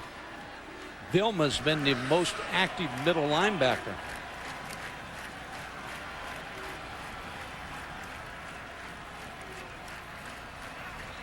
Hazard to the near side. Grant Adams, the man to the top of your screen, as BC tries to spread them out on 3rd down, and across the middle, very dangerous throw to Knight, one that if you're going to overthrow it, and it was overthrown, so that'll stop the clock, and it's 4th down, and with just under 11 minutes to play 3rd quarter, as you look at his mom, Quentin Porter trots off the field. She's playing every play. Yeah. She's so badly wanting him to do well. Her stomach is just churning away, I'm sure. He just wants to see something good happen for BC. Komalinski, 7th time that he will have attempted to punt tonight. A high pass over his head out of the end zone. It's safety. So special teams have just laid an egg here tonight for Tom O'Brien. And the guy who was the long snapper is Chris Miller, who was the 3rd tight end. He's a freshman. You want to get the ball back there quickly, just too high. He's had a low snap and a high one that Miami's turned into points. ESPN's College Football Saturday, brought to you by Land Rover, the most well-traveled vehicles on earth. And by Labatt Blue, imported from Canada. Look up, see blue. Alumni Stadium, Chestnut Hill, Massachusetts. Chestnut Hill, a beautiful area, just off 90 West in Boston. But things have not gone well from the get-go for Boston College tonight. Just mistake after mistake, and now the safety with the snap being over the punter's head. And Shortino kicks it off. And this is going to come down. Roscoe Parrish will take it away from his teammate at the 15 and going to bring it back the other direction at the 30, at the 35, and then he gets collared just shy of the 40-yard line. Reese Davis, let's check back with you. I have an idea. I know what it is. You bet you do, Ron. Northern Illinois and Alabama. Brody Croyle, this is 4th down, trying to save his team, and he cannot do it. And Northern Illinois, yet another MAC upset. They beat the Crimson Tide 19-16. Alabama was ranked in the AP poll. That means that this year, the MAC has knocked off 4 ranked teams from 4 BCS conferences. The surprising thing is Turner ran for 150 yards against that Alabama defense. But Joe Nelbeck, the coach, congratulations. Here's the reverse with Parrish, and Parrish will be just short of the 50-yard line. Ott makes the tackle. Paul Cook, the safety, was coming out on a blitz, and it would appear that Parrish is shaken up a little bit here. And now he's up. Roscoe, not a real big fellow. They list him 5'9", 170. You got good speed and you got good blocks on the corner. Ott grabbed a hold of him, banged him down pretty hard. So Roscoe waves off the trainer, said, "I'm okay," and he will run off the field, appearing to be okay. Boy, everybody's talking about the Mid-American Conference. Yeah, everywhere you turn, teams have just played lights out in the first 4 Miami weeks. of Ohio not only won today, they won huge. They beat a good team too, Colorado State. Bradley Van Pelt. Anxious to see the numbers and see how the 2 quarterbacks played in that one, because 2 outstanding quarterbacks. Marshall went to Kansas State before a Big 12 play and said, "We're going to take the win away from them." The Big 12 the last 2 weeks has shot themselves in both feet, haven't they? First down, sets to throw and zings it, has it complete at the 37-yard line, and that's Jason Gathers again, and they have used him a lot tonight, Mike. Tell you what'll happen to the Mid-American, those teams won't play him anymore. They'll say, you know, we're not going to play you. They always bring him to their ballpark too. Here's the isolation on Jason Gathers. Contact by Peter Sheen. Well, Roethlisberger at the Miami of Ohio had a very poor opening game, but undoubtedly he set the world on fire today. You see BC showing blitz, and it's picked up, and the running play is not going to go for very much. Frank Gore has hit. Paul Cook was coming again from that safety position as Coach Paziani just pulling out all the stops. He's got to, Ron. He's got to slow this offense down right now. His offense can't move the ball at all, so he's got to take every opportunity now to try to get a turnover. There's Frank right there. One of the best defensive coordinators in the country. Yep, he really is. And loves baseball also. He was so envious. We went to the old ball yard, went to Fenway Park on Thursday night. We'll tell you more about that. But he was really envious. Running play from that shotgun formation, and it's Gore. Breaks out of a tackle inside the 25. He's down around the 20. Stansel saved a touchdown, but not before he gained 14 yards. And it was Paul Cook. He ran right out of his grasp. And Paul is a heavy hitter and normally is a very good tackler. Well, good cutting ability by Frank Gore. There you see he got by Cook and picked up another few yards. So they moved the chains. And the ball now 1st and 10 at the 21-yard line. And Larry Coker said the other day, this is the horse we're going to ride. He is our go-to guy, and Frank Gore will continue to get the football a lot. As Peyton comes into the lineup now. And Peyton high stepping. It breaks a tackle. 15 at the 10 down to the 5-yard line and is knocked out of bounds. He'll say just shy of the 5 by Flores. Henderson had a shot at him, but he couldn't hold on. That's good for another 14 yards. This is a pretty good 1-2 punch because Jarrett Payton comes in there pretty good size, 6'2", 210. And you're right, he's high stepping. He's fresh legged too coming in this football game. A lot of missed tackles by BC's defense. Peyton now a 10-yard per carry average, 3 for 30. And it puts Miami over 200 yards total offense for the night. They sweep it to the left side, breaks out of a tackle, and touchdown Miami. Kyle Cobia with the great block for Jarrett Payton, and the senior from Arlington, Illinois, scores easily.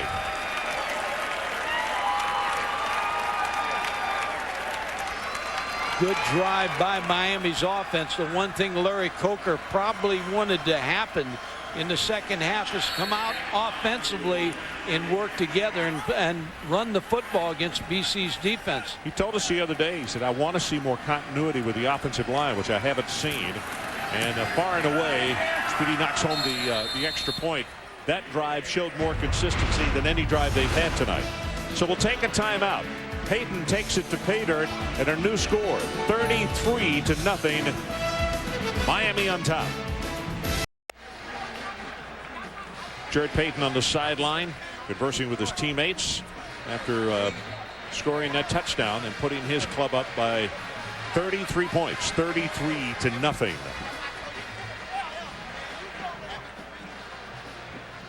Tough situation for these kids from Boston College. They had put all their eggs in this basket. They wanted to make sure that with Miami leaving the Big East, they wanted to send them out with a loss here at Chestnut Hill, which has been a difficult place for the Canes to play.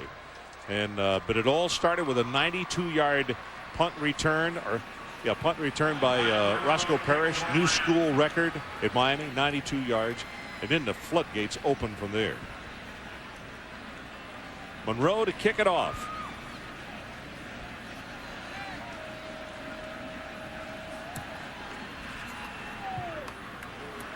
Well, he pooches that one, taken at the 16 by Blackman. And Blackman breaks out of a tackle, now grabbed by the back of the shirt, and is going to be stopped at around the 33-yard line. Reese Davis, let's check back with you.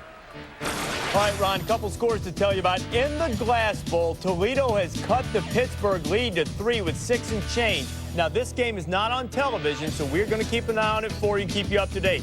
Clemson spreading the field, throwing it around, and look at what they're doing to Georgia Tech. Just annihilating them. Tommy Bowden's team stepping up. They're up by 36 late. Unbelievable. In Atlanta. Who would have thunk it? Going to go long, far sideline, and just a little too tall. Alfonso Marshall with the cover on Grant Adams, and Grant Adams almost timed that perfectly to get up and make that catch. Go back to Georgia Tech. They have the big emotional win over Auburn. They go to Florida State and lose that game in the last minute. I bet they were emotionally drained for this football game. And the freshman quarterback, Reggie Ball, tough night.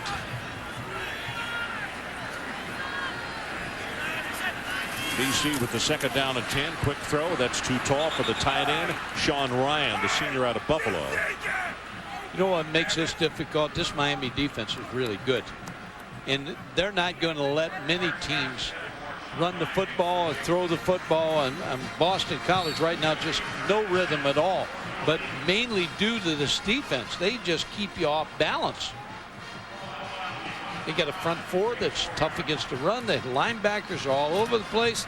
Secondary's got All-Americans in there. Speed. In every direction. Yeah. 3rd down. They need to take the ball out to the 44-yard line as Adams comes in motion.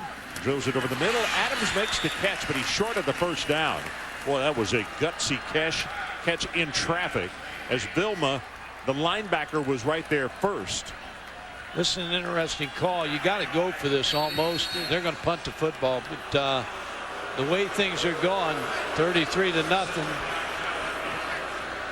The thing to do is punt the football, but when you're down 33-0, might as well take a chance. Well, guess who? Roscoe Parrish is back deep. And when your punt's been an adventure all night. That's a perfect pass right there. And a driving spiral, sending Parrish all the way back to the 7-yard line. And this time they corral him, and he gets whacked hard out of bounds. Adrian Karsten, let's check back with you. Well, Ron, the television screen is up. It might be a little bit wide. No, it's very good. High definition literally splits the uprights. Whether it's duty shots of Alumni Stadium or some of the computer-generated animation that we've seen, or one of the plays from tonight's game in super slow motion, look at the reflection and the high definition of Miami and Boston College. This plasma screen is a brand new way to watch college football on television, even upside down. This is high def in prime time, Ron. This is quite something. Okay, Adrian. Thanks a million. It sounded like you had a lot of help down there from the student section. Beautiful TV, Adrian. Good job. 2 tight ends. Gore back on the lineup at tailback, and he gets the handoff. You see him weaving his way, being hit by Flores. Reese, let's go back to you. What do you got for us? Got a little Texas for you, Ron, taking on Rice, trying to bounce back after that loss to Arkansas. Chance Mock started. Vince Young in there now. That's Selvin Young scoring for the Longhorns. Texas on top of Rice, 14-0, still early in the 2nd quarter. And Stanford's only played 2 games, but the Fighting Buddy Keevanses have won both of them. They go on the road to BYU and win it by 4. Okay, Reese, Texas team has really had their problems running the football. Gore to the right side, going to have the 1st down, breaks it open into the secondary, crosses the 35 and out to the 40. And he'll spot him down at the 40 as Ricky Brown will finally make the tackle. A sophomore out of Cincinnati Elder. Frank Gore just makes you miss as he works down the football field.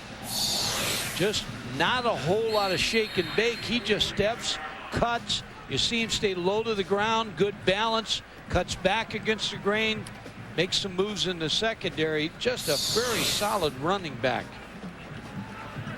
Now the rushing yardage is piling up for Miami.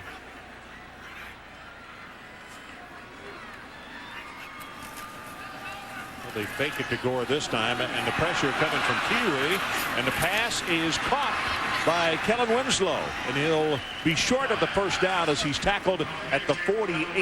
It's going to be about 2 yards shy.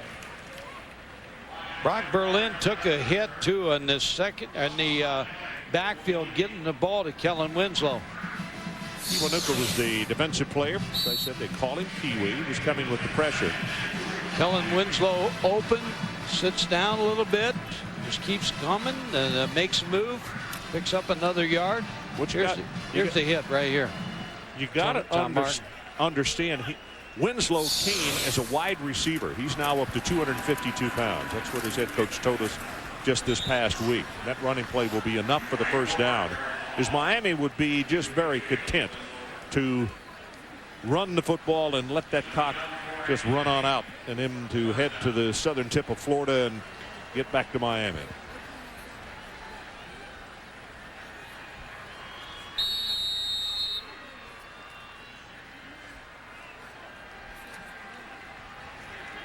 Jarrett Payton checks back into the lineup at tailback.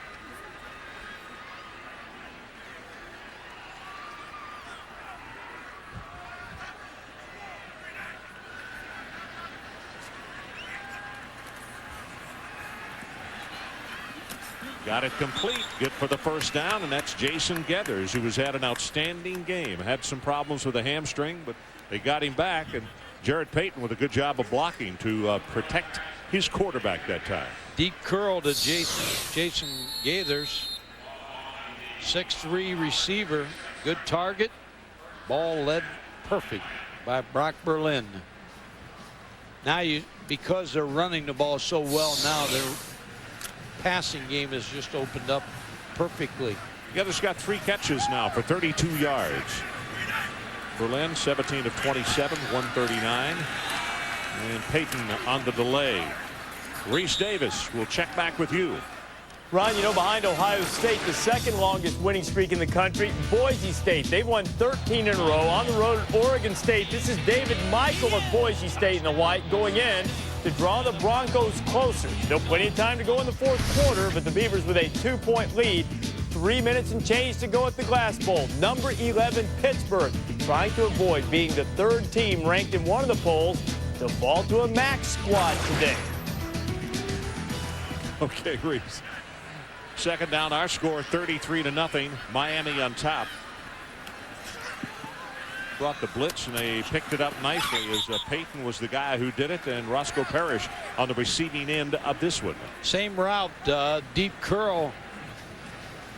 Jasmine Williams working against Roscoe Parrish. You're right about Jarrett Payton picking up the blitz.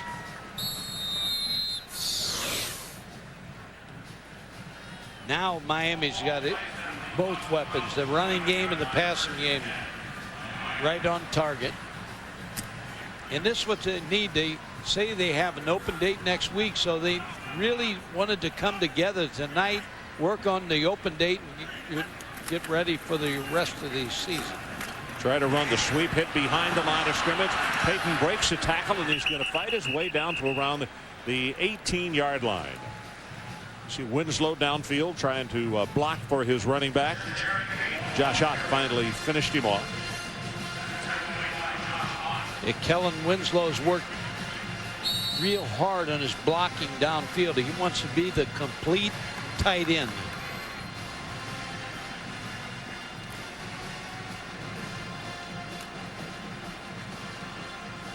We're about to go under 3 minutes left to play, third quarter. And now Berlin is going to call a timeout. Looked up at the play clock, and it was getting pretty low. So we'll take the timeout with them. 2:56 showing on the clock in the third period. 33-0 Miami. So we're back with 2:56 left, third quarter. 9th play of the drive, and this started back at the 17-yard line. Gore back in the game. Jarrett Payton really has given Miami's running game a lift. He has. He really has. He's played well all season long, for that matter. Ball is fumbled as the handoff. They seem to have collided at the 23-yard line, and BC has it. Misevich is the man who comes up with the recovery. Sometimes a quarterback can get the ball too far out, and I think that's what happened to Brock Berlin. Gets the ball too far out and wants to make too much of a fake. Hits the hip of Frank Gore and drops the football.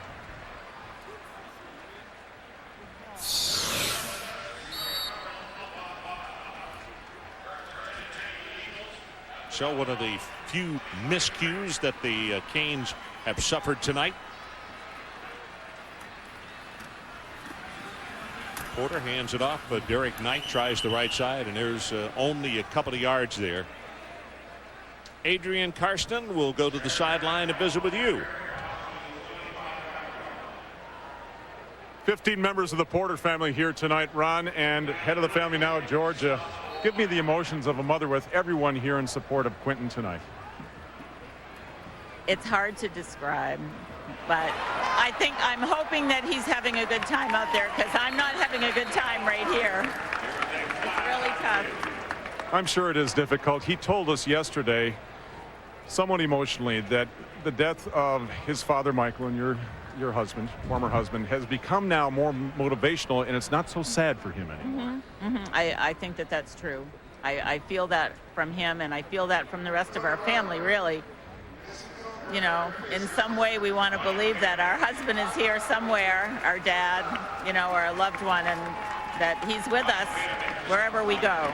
So that's what keeps us going.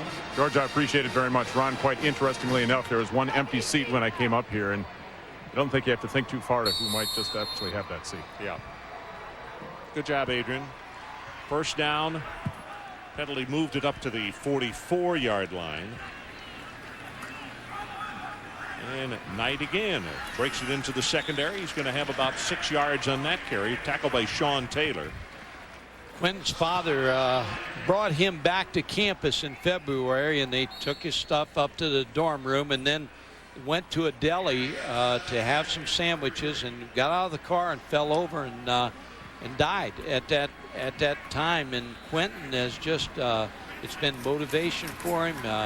He's a young man with a heavy heart. Courageous young guy. Tough start for him tonight, but a lot of young quarterbacks who haven't taken a lot of snaps have a tough time against a veteran club like Miami. He's going to be a good quarterback, though, for this Boston College program. And he really came into this year very inexperienced. Threw just 15 passes coming into this year. So, and when both the wide receivers are young, the only veteran is Derek Knight. Sets deep to throw on third down. Here comes the rush. He's going to try to carry it for the first down, and I think he's going to miss it by about a half a yard as Leon Williams came over to make the tackle on him. We asked him about all the schools that talked with him, and he had quite a few of them, but because of proximity and being from the state of Maine, he wanted to stay close by. Plus, scholastics were extremely important to him, and that is easily achieved here at BC. He won the job in the last scrimmage of summer camp over Paul Peterson. Now, Paul Peterson was brought in here to put pressure on Quentin Porter, but Quentin Porter won the job, and I think in time will develop into a fine quarterback. Reese Davis, let's check with you quickly. Ron, you might not believe it. Under a minute to go, and Toledo has just stuck it in the end zone against number 11 Pittsburgh. Rod Rutherford and the Panthers will have 43 seconds to save themselves from becoming the third team ranked in one poll to fall to a max squad. You're right about schedule changes. It may start happening after the weekend. Well, here's a draw play, and they go for it on fourth down. Leon Williams will make the tackle, but Derek Knight will pick it up. This has been an incredible day. Wow. How about that? Clemson again. I mean, just they made it, caught Georgia Tech with the tank empty. Oregon State fighting for their lives. Coming from behind there. Knight right up the middle. Puts a head down. It's going to be a gain of close to 7 or 8 yards. And he is running harder and better. And it's hard to keep a kid like this down. not only an extremely good athlete, but you talk about a heart. And this fellow's only 5'9", 207. Lofts it over the middle and incomplete, intended for Adams. Crowd with the groan there, hoping that maybe a marker might come down for pass interference, but there will be none. And Ron, Derek Knight, you're talking about him, and he talked about the respect he had for Vince Wilfork. He said, I played against him a couple times, and he said, I'm going to be looking for him. But he had the utmost respect for the Miami defense in that fella right there. And I'm sure if we'd have talked to Vince Wilfork, he had quite the same feeling about Derek Knight. Sets deep in the pocket, pressure from behind, going to run it, and he'll have the first down as he takes it to the 31-yard line. Wilfork is the man who was applying the pressure. Took a good hit on that play too. Quentin Porter, he gave up his body for that first down. Well, he's a big youngster at 6'4", 224. And clock has run out. That is the end of the third quarter. So let's take a timeout with them. 33-0. And BC trying to drive one in. We'll be right back.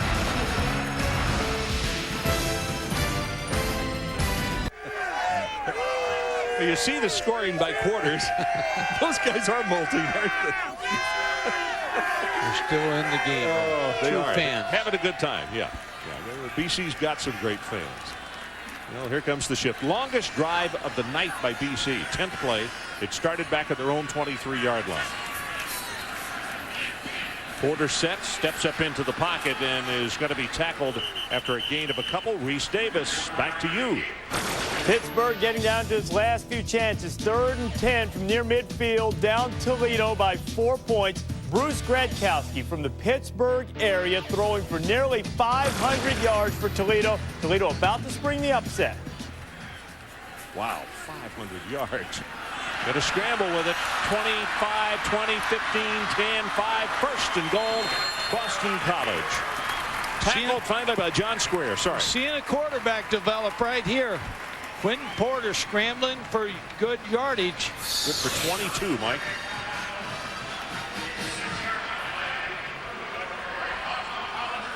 Shows good running ability, good speed. Yeah, he does, particularly for a large youngster. That's a career-long 22. Fade route, got it here, and he threw the interception. Ball is picked up by Alfonso Marshall. Underthrew it. But that's what'll come with time.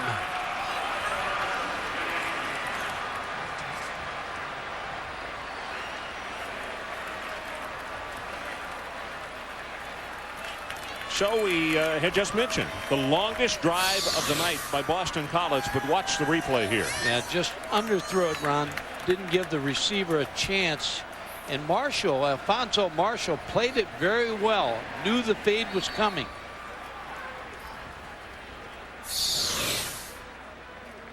"12 plays, 71 yards, 3 minutes and 33 seconds off the clock, but no points, the most important thing.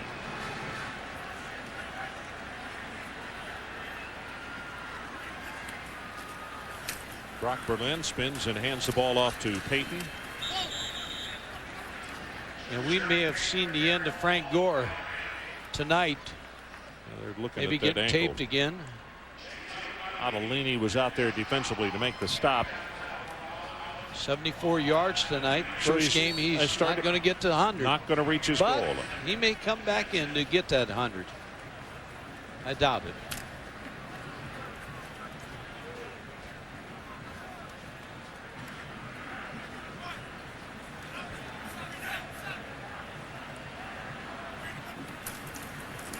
Berlin look in, and then Moss, the intended receiver.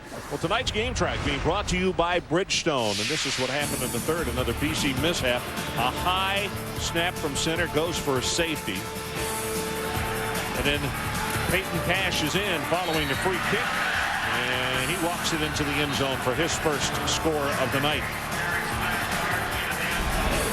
And that made it 33-0, and that's how we stand here in the fourth and final quarter.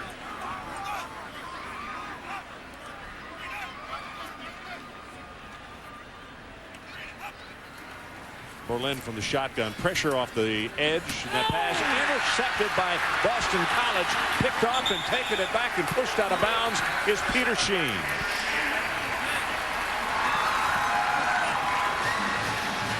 He's been out with an injury, and they get him in the ball game. He missed spring because of a knee injury. Ball tipped. Sheen picks it off. And Al Washington went right after Brock Berlin, the quarterback. You're going to see here, here's the ball's tipped. And they go find the quarterback.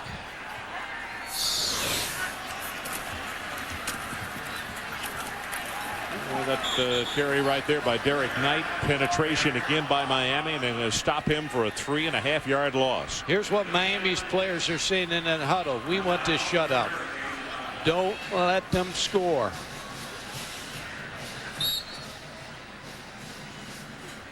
So much tradition at this program. Miami's defense plays so well. And so many great defenses in the history of Miami program. You're right about the fact that I guarantee you that's what they huddled up and said. Here's the draw play. Knight at the 15, still fighting inside the 10, and he's down to the 6. Reese Davis says, check back with you. They have stormed the field at the Glass Bowl in Toledo because the Rockets have knocked off number 11 Pittsburgh 35-31. Bruce Gradkowski with a MAC record 49 completions. He threw for well over 450 yards, 3 touchdowns. Hey, Pittsburgh, Northern Illinois on November 15th. Mark your calendar. Somewhere Rick Chris, the commissioner of the Mid-American, is sitting proud of this league and its coaches.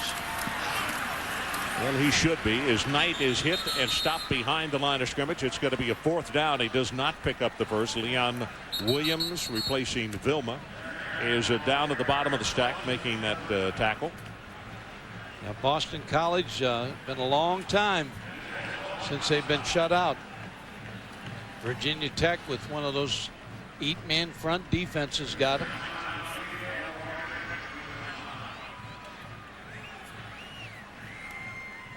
Yeah, there's a lot of debate about the BCS, whether conferences like the Mid-American, Conference USA, the WAC, and I think they should have a bid.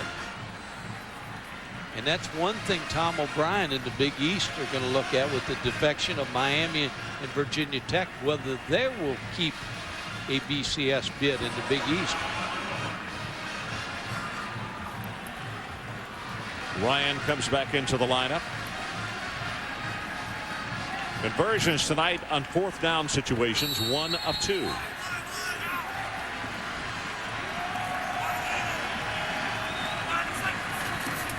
Straight ahead with the quarterback sneak, and he's got it. Quentin Porter behind Chris Snee, his right guard.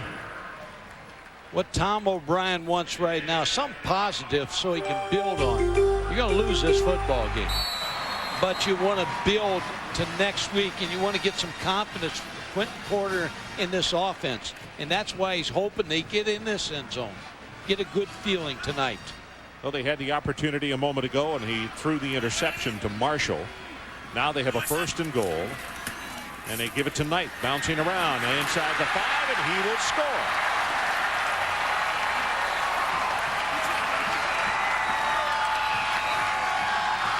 So they avoid the shutout. Derek Knight, first score of the evening, 20 carries, 70 yards for him. Shortino will come in to attempt the extra point.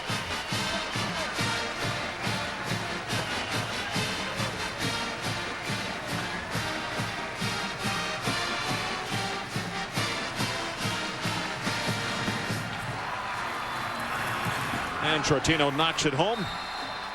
And we have a 33-7 ball game with 11:28 showing on the clock. So let's take a timeout. One more look at Derek Knight as he goes 5 yards for the score.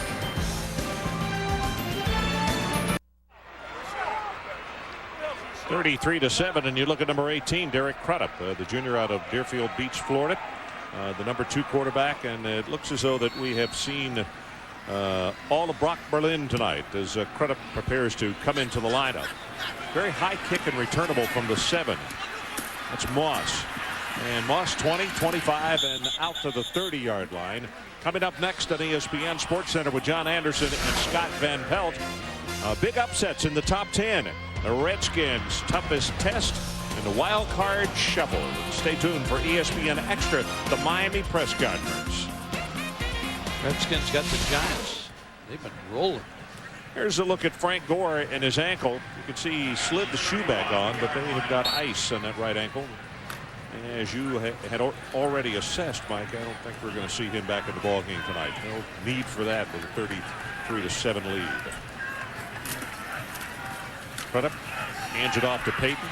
Sweeps to the right side and tries to stay in bounds. Being pushed on around the 35, and they actually say he stayed inbounds. Michigan, tough loss for them. Ohio State had another Mid-American team push them today, Bowling Green. But then you look at Michigan, they're going to come out of there. Oops. Michigan's going to come out of there. Kansas State's going to come out of there. Georgia's going to come out of there. So you're going to get Virginia Tech, Florida State, and LSU, and then Pittsburgh goes. So there's going to be a shakeup in the ESPN USA Today poll.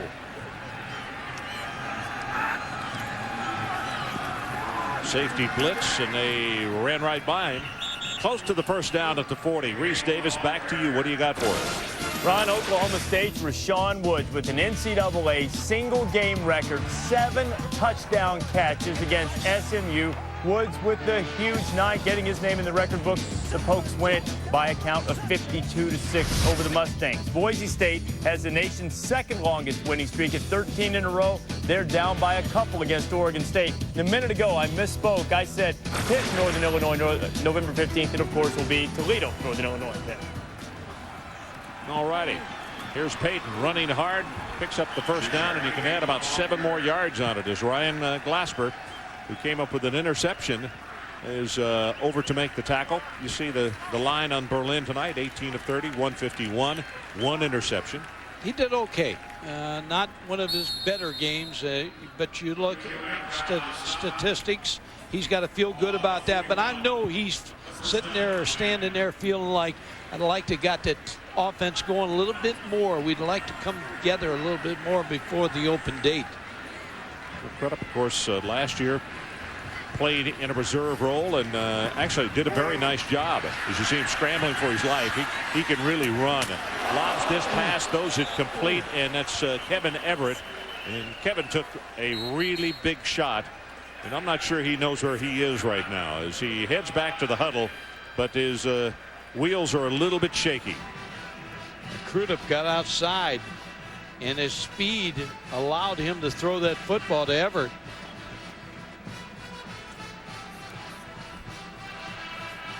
Ineligible receiver downfield offense. 5 yards from the previous spot. Remains first down. Mike, listen to this at real speed. Here's the hit.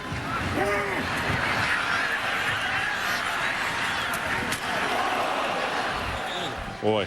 So Crudup did a great job of getting outside the pocket, but he almost got his number 2 tight end injured on that play. That was Brian Flores. Well, Kevin Everett saying that, well, I took that hit. Who's the guy that's downfield? Yeah.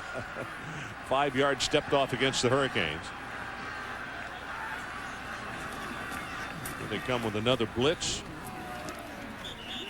And Moss will take it to the 45-yard line.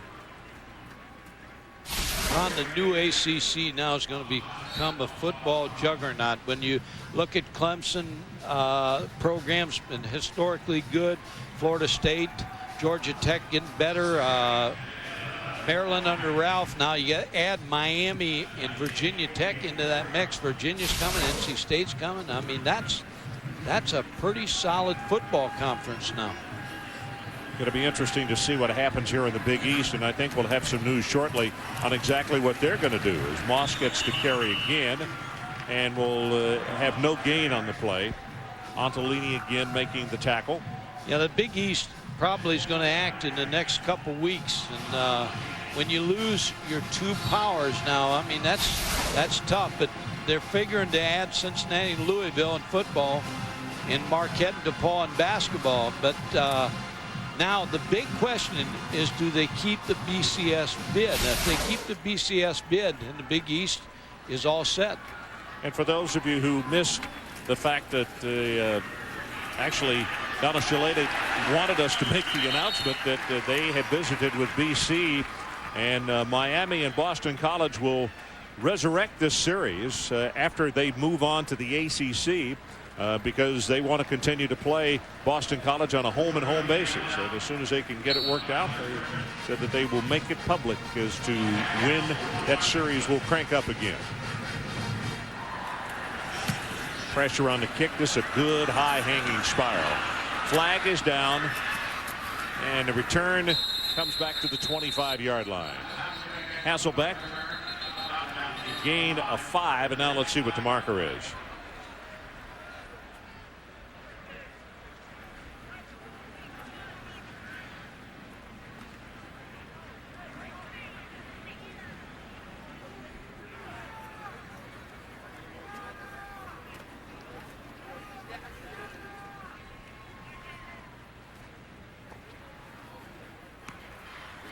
Into the kicker.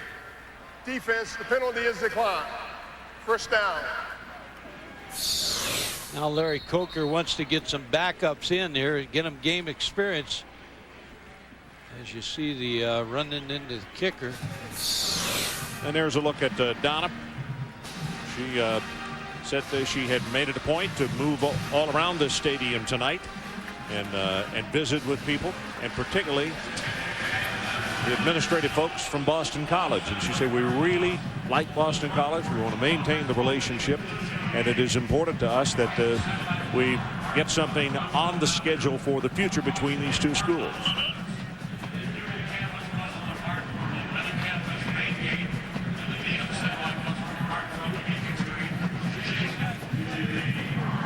So we got 7:19 left to play in the ball game. 33-7. Boston College on top. Quentin Porter just now arriving at the huddle.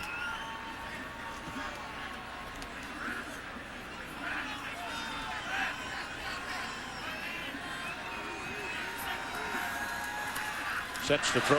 Pressure coming, and boy, he is going to be knocked down hard by Javon Manton. The ball came loose, but the play is dead at the 17-yard line. Reese Davis, let's check back with you. All right, Ron, this is how Oregon State finished off Boise State. 4th and inches, going to go for it. Derek Anderson over the top. The ball came loose.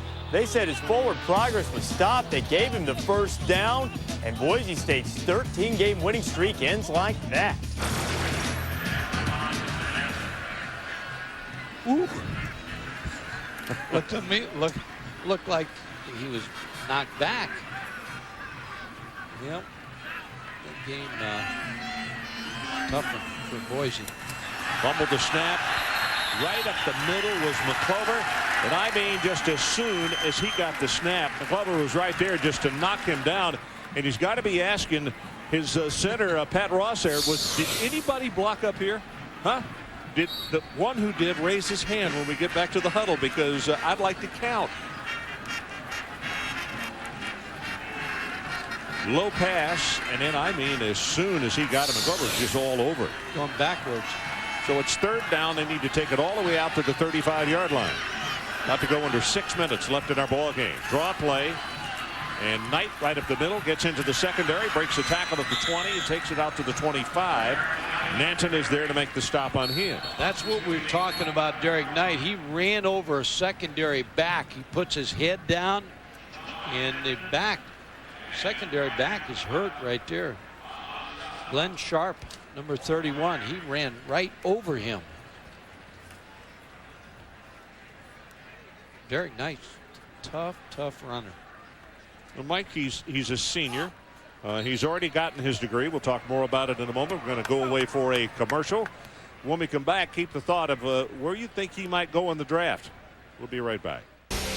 ESPN's College Football Saturday, brought to you by Acura.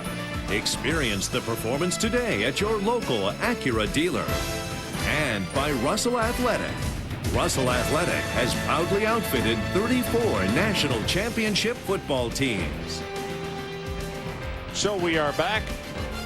What about Derek Knight? Where do you think he'll go in the draft? I mean, he's a talented young guy. Height, lack of it doesn't help him. A good football player. We have two groups up here. Todd McShay from the War Room says 3rd round. Billy Warrendale, Lads, he says 2nd round.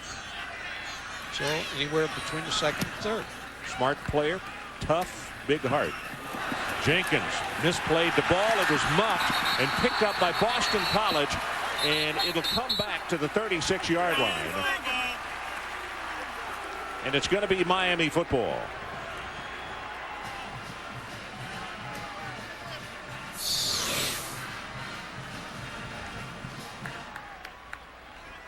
Sandy didn't touch it.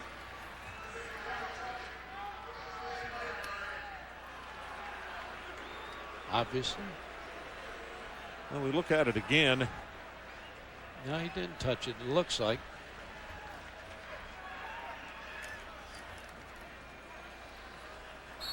So the ball will be called dead where it was touched down by BC. And that's where they will scrimmage from. Crudup again operates a quarterback and throws the pass to Cobia, and he's going to be stopped at around the 43-yard line.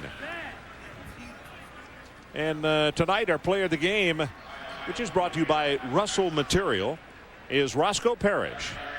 Boy, a great night as far as all-purpose yardage, 154, and that 92-yard punt return, good for a new school record. The old record was 91.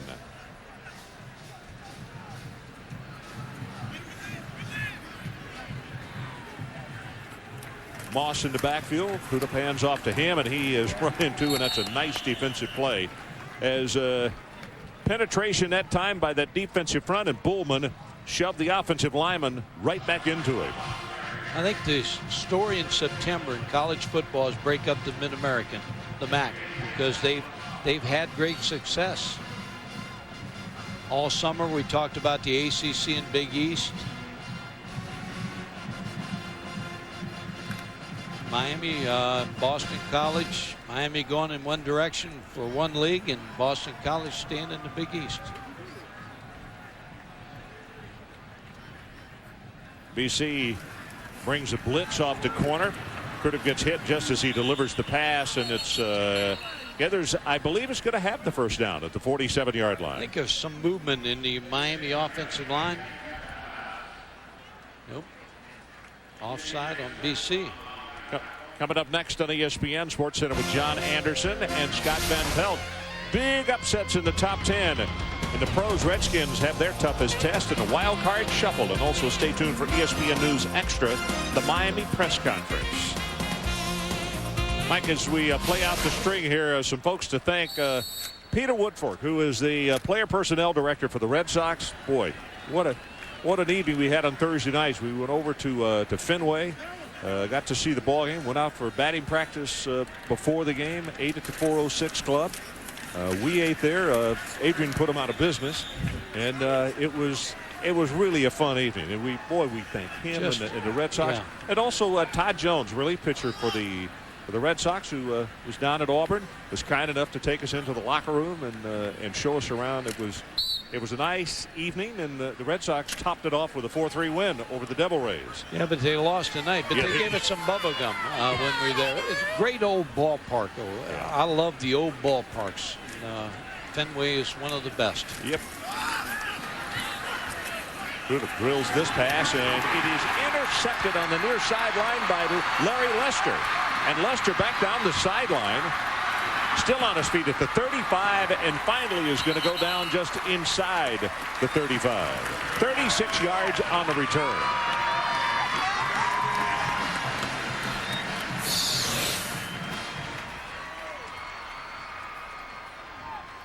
Good play by Lester. Crudup underthrew the football. Picked up good yardage coming back with the interception. Looking for Everett on the play. Played well. Peterson coming back in. Backup quarterback. I like this move too, Ron, because the last play he threw an interception, so you like to have something good happen to him here at the end of the game. About to go under 3 minutes left to play in the ball game, and Horace Dodd comes in at tailback, and he gets to carry. Well, Miami proved again and again that they're a force to be reckoned with. Here's their schedule. They got West Virginia next, who got leveled by Maryland tonight. Florida State at Florida State. That'll be a great game. At Virginia Tech and at Pittsburgh. So they got Tennessee in there also, but they got a tough away schedule yet to play. Hey, but speaking of Tennessee, talk about a tough defense. That was a big win for them today.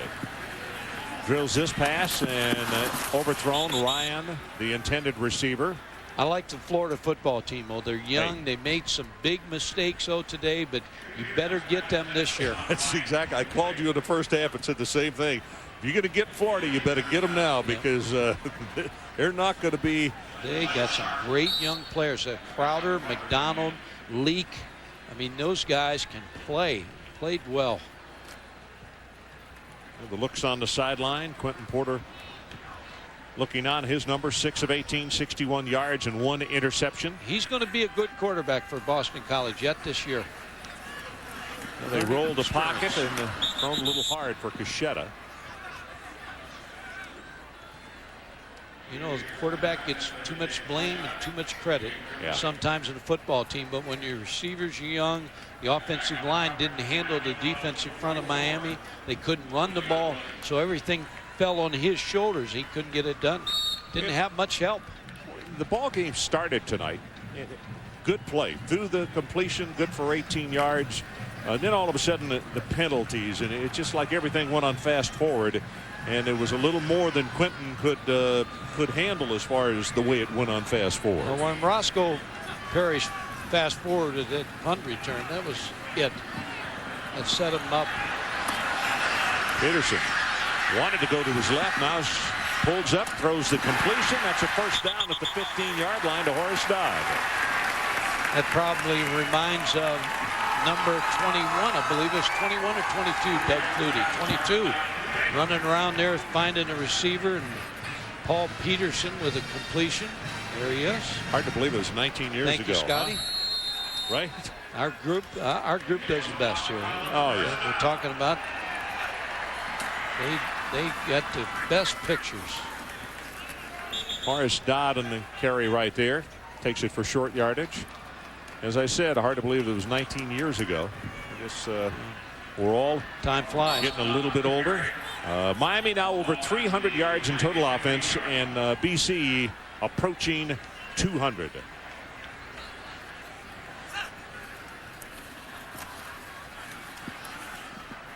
Drilled that one, and a nice defensive play as it was knocked away. Joel Hazard, the intended receiver, but it was Glenn Sharp with the defensive stop. Tom O'Brien, we had a good meeting with him the other day. He said, I can control only what I can control here. That's right. I can't control going to the ACC. Miami's gone. Virginia Tech's gone. I'm recruiting here. As long as we got a BCS bid, bowl games, and the finances to keep this program going, we'll be there. Tom O'Brien is a guy who it's impossible not to like. He's a class act. As I said, he's a graduate of the Naval Academy and a very disciplined individual that has recruited well, and BC will do well under his charge here. So we're going to stay 1:26 showing on the clock. They have a very good staff here too. Very good teaching staff when you watch her practice. Dana Bible, the offensive coordinator, and Frank Spaziani, the defensive coordinator. Barry Gallup, football operations, been a head coach at Northeastern, a fine man. Good group here. Sports Center coming up next, and that's 1:26 from now. I mean, what happened early in this ball game, though, is the nightmare that you just pray will never happen. Got it complete, and they'll go inside the 10 and down to the 5 with Horace Dodd, and an opportunity to score one more time. Glover is there to make the stop. Larry Coker gets another week off to get his team primed for the tough schedule he's going to face on the road. You know, it's interesting. For all the praise that they get, Larry said in our conversation the other day, he said, hey, we're still a question mark. We do have a lot of talent, first to admit that. But we're still a question mark because we don't have consistency in the right areas, particularly the offensive line. You talk about a nice man now. Yeah. Larry Coker served his time as a long-time assistant coach, got a chance to be the head coach here at Miami, and has been a great one. Great choice. Under a minute to play. Gets the snap, throws this pass a little low and kind of hard. Adams, the intended receiver. Miami is streaking. When you look at what they have accomplished, road wins 16 in a row, conference wins 24, regular season wins. Of course, Ohio State beat them in the Fiesta Bowl. And what turned out to be one fantastic ball game. It was a great game. Yep. Our crew always does the national championship game for ESPN Radio, and that was some kind of night. Clock stopped with the incompletion of 43, and they go straight ahead with Knight, and he will score. Beg your pardon, Dodd. 28, Dodd.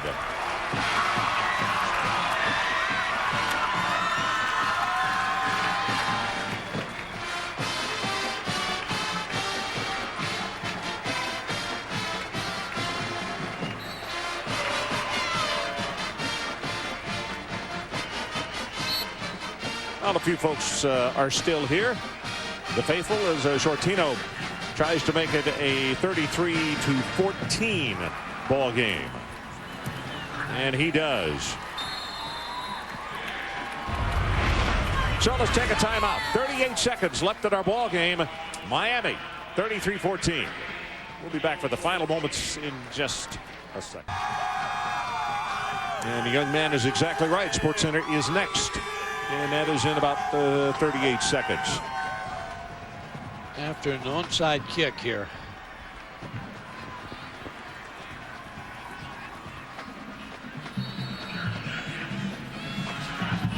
Well, Miami's lined up looking for the pooch, and that's what he does. Very high. And fair catch is called for by Cobia. Well, Boston College against Miami, November the 23rd, 1984. We all remember where we were. And here's Flutie scrambling around, 48-yarder. Gerald Phelan right there makes the reception. Eagles win it 47-45. The center in that game was Jack Bicknell Jr., who's the head football coach at Louisiana Tech. Gerard Phelan on the receiving end of that Hail Mary pass. How many times do you think that's been shown?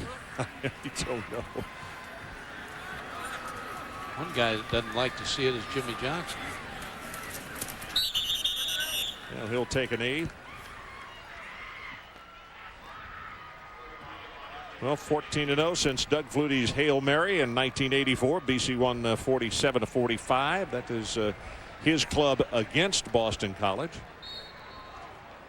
And now that the clock's just going to run. 18 seconds down to 17. Next week we will be in Knoxville, Tennessee, South Carolina, and the Tennessee Volunteers. Brock Berlin on the sideline with a smile and a visit with his teammates as we're down to 2 and now down to 1. And the Miami Hurricanes have not only won it, but they have won it convincingly. Our final score, Miami 33-14. Coming up next, SportsCenter and ESPN postgame extra. For more, log on to ESPN.com, your home for college football on the internet. This has been a presentation of ESPN, the worldwide leader in sports. Good night, everybody, from Chestnut Hill, Massachusetts.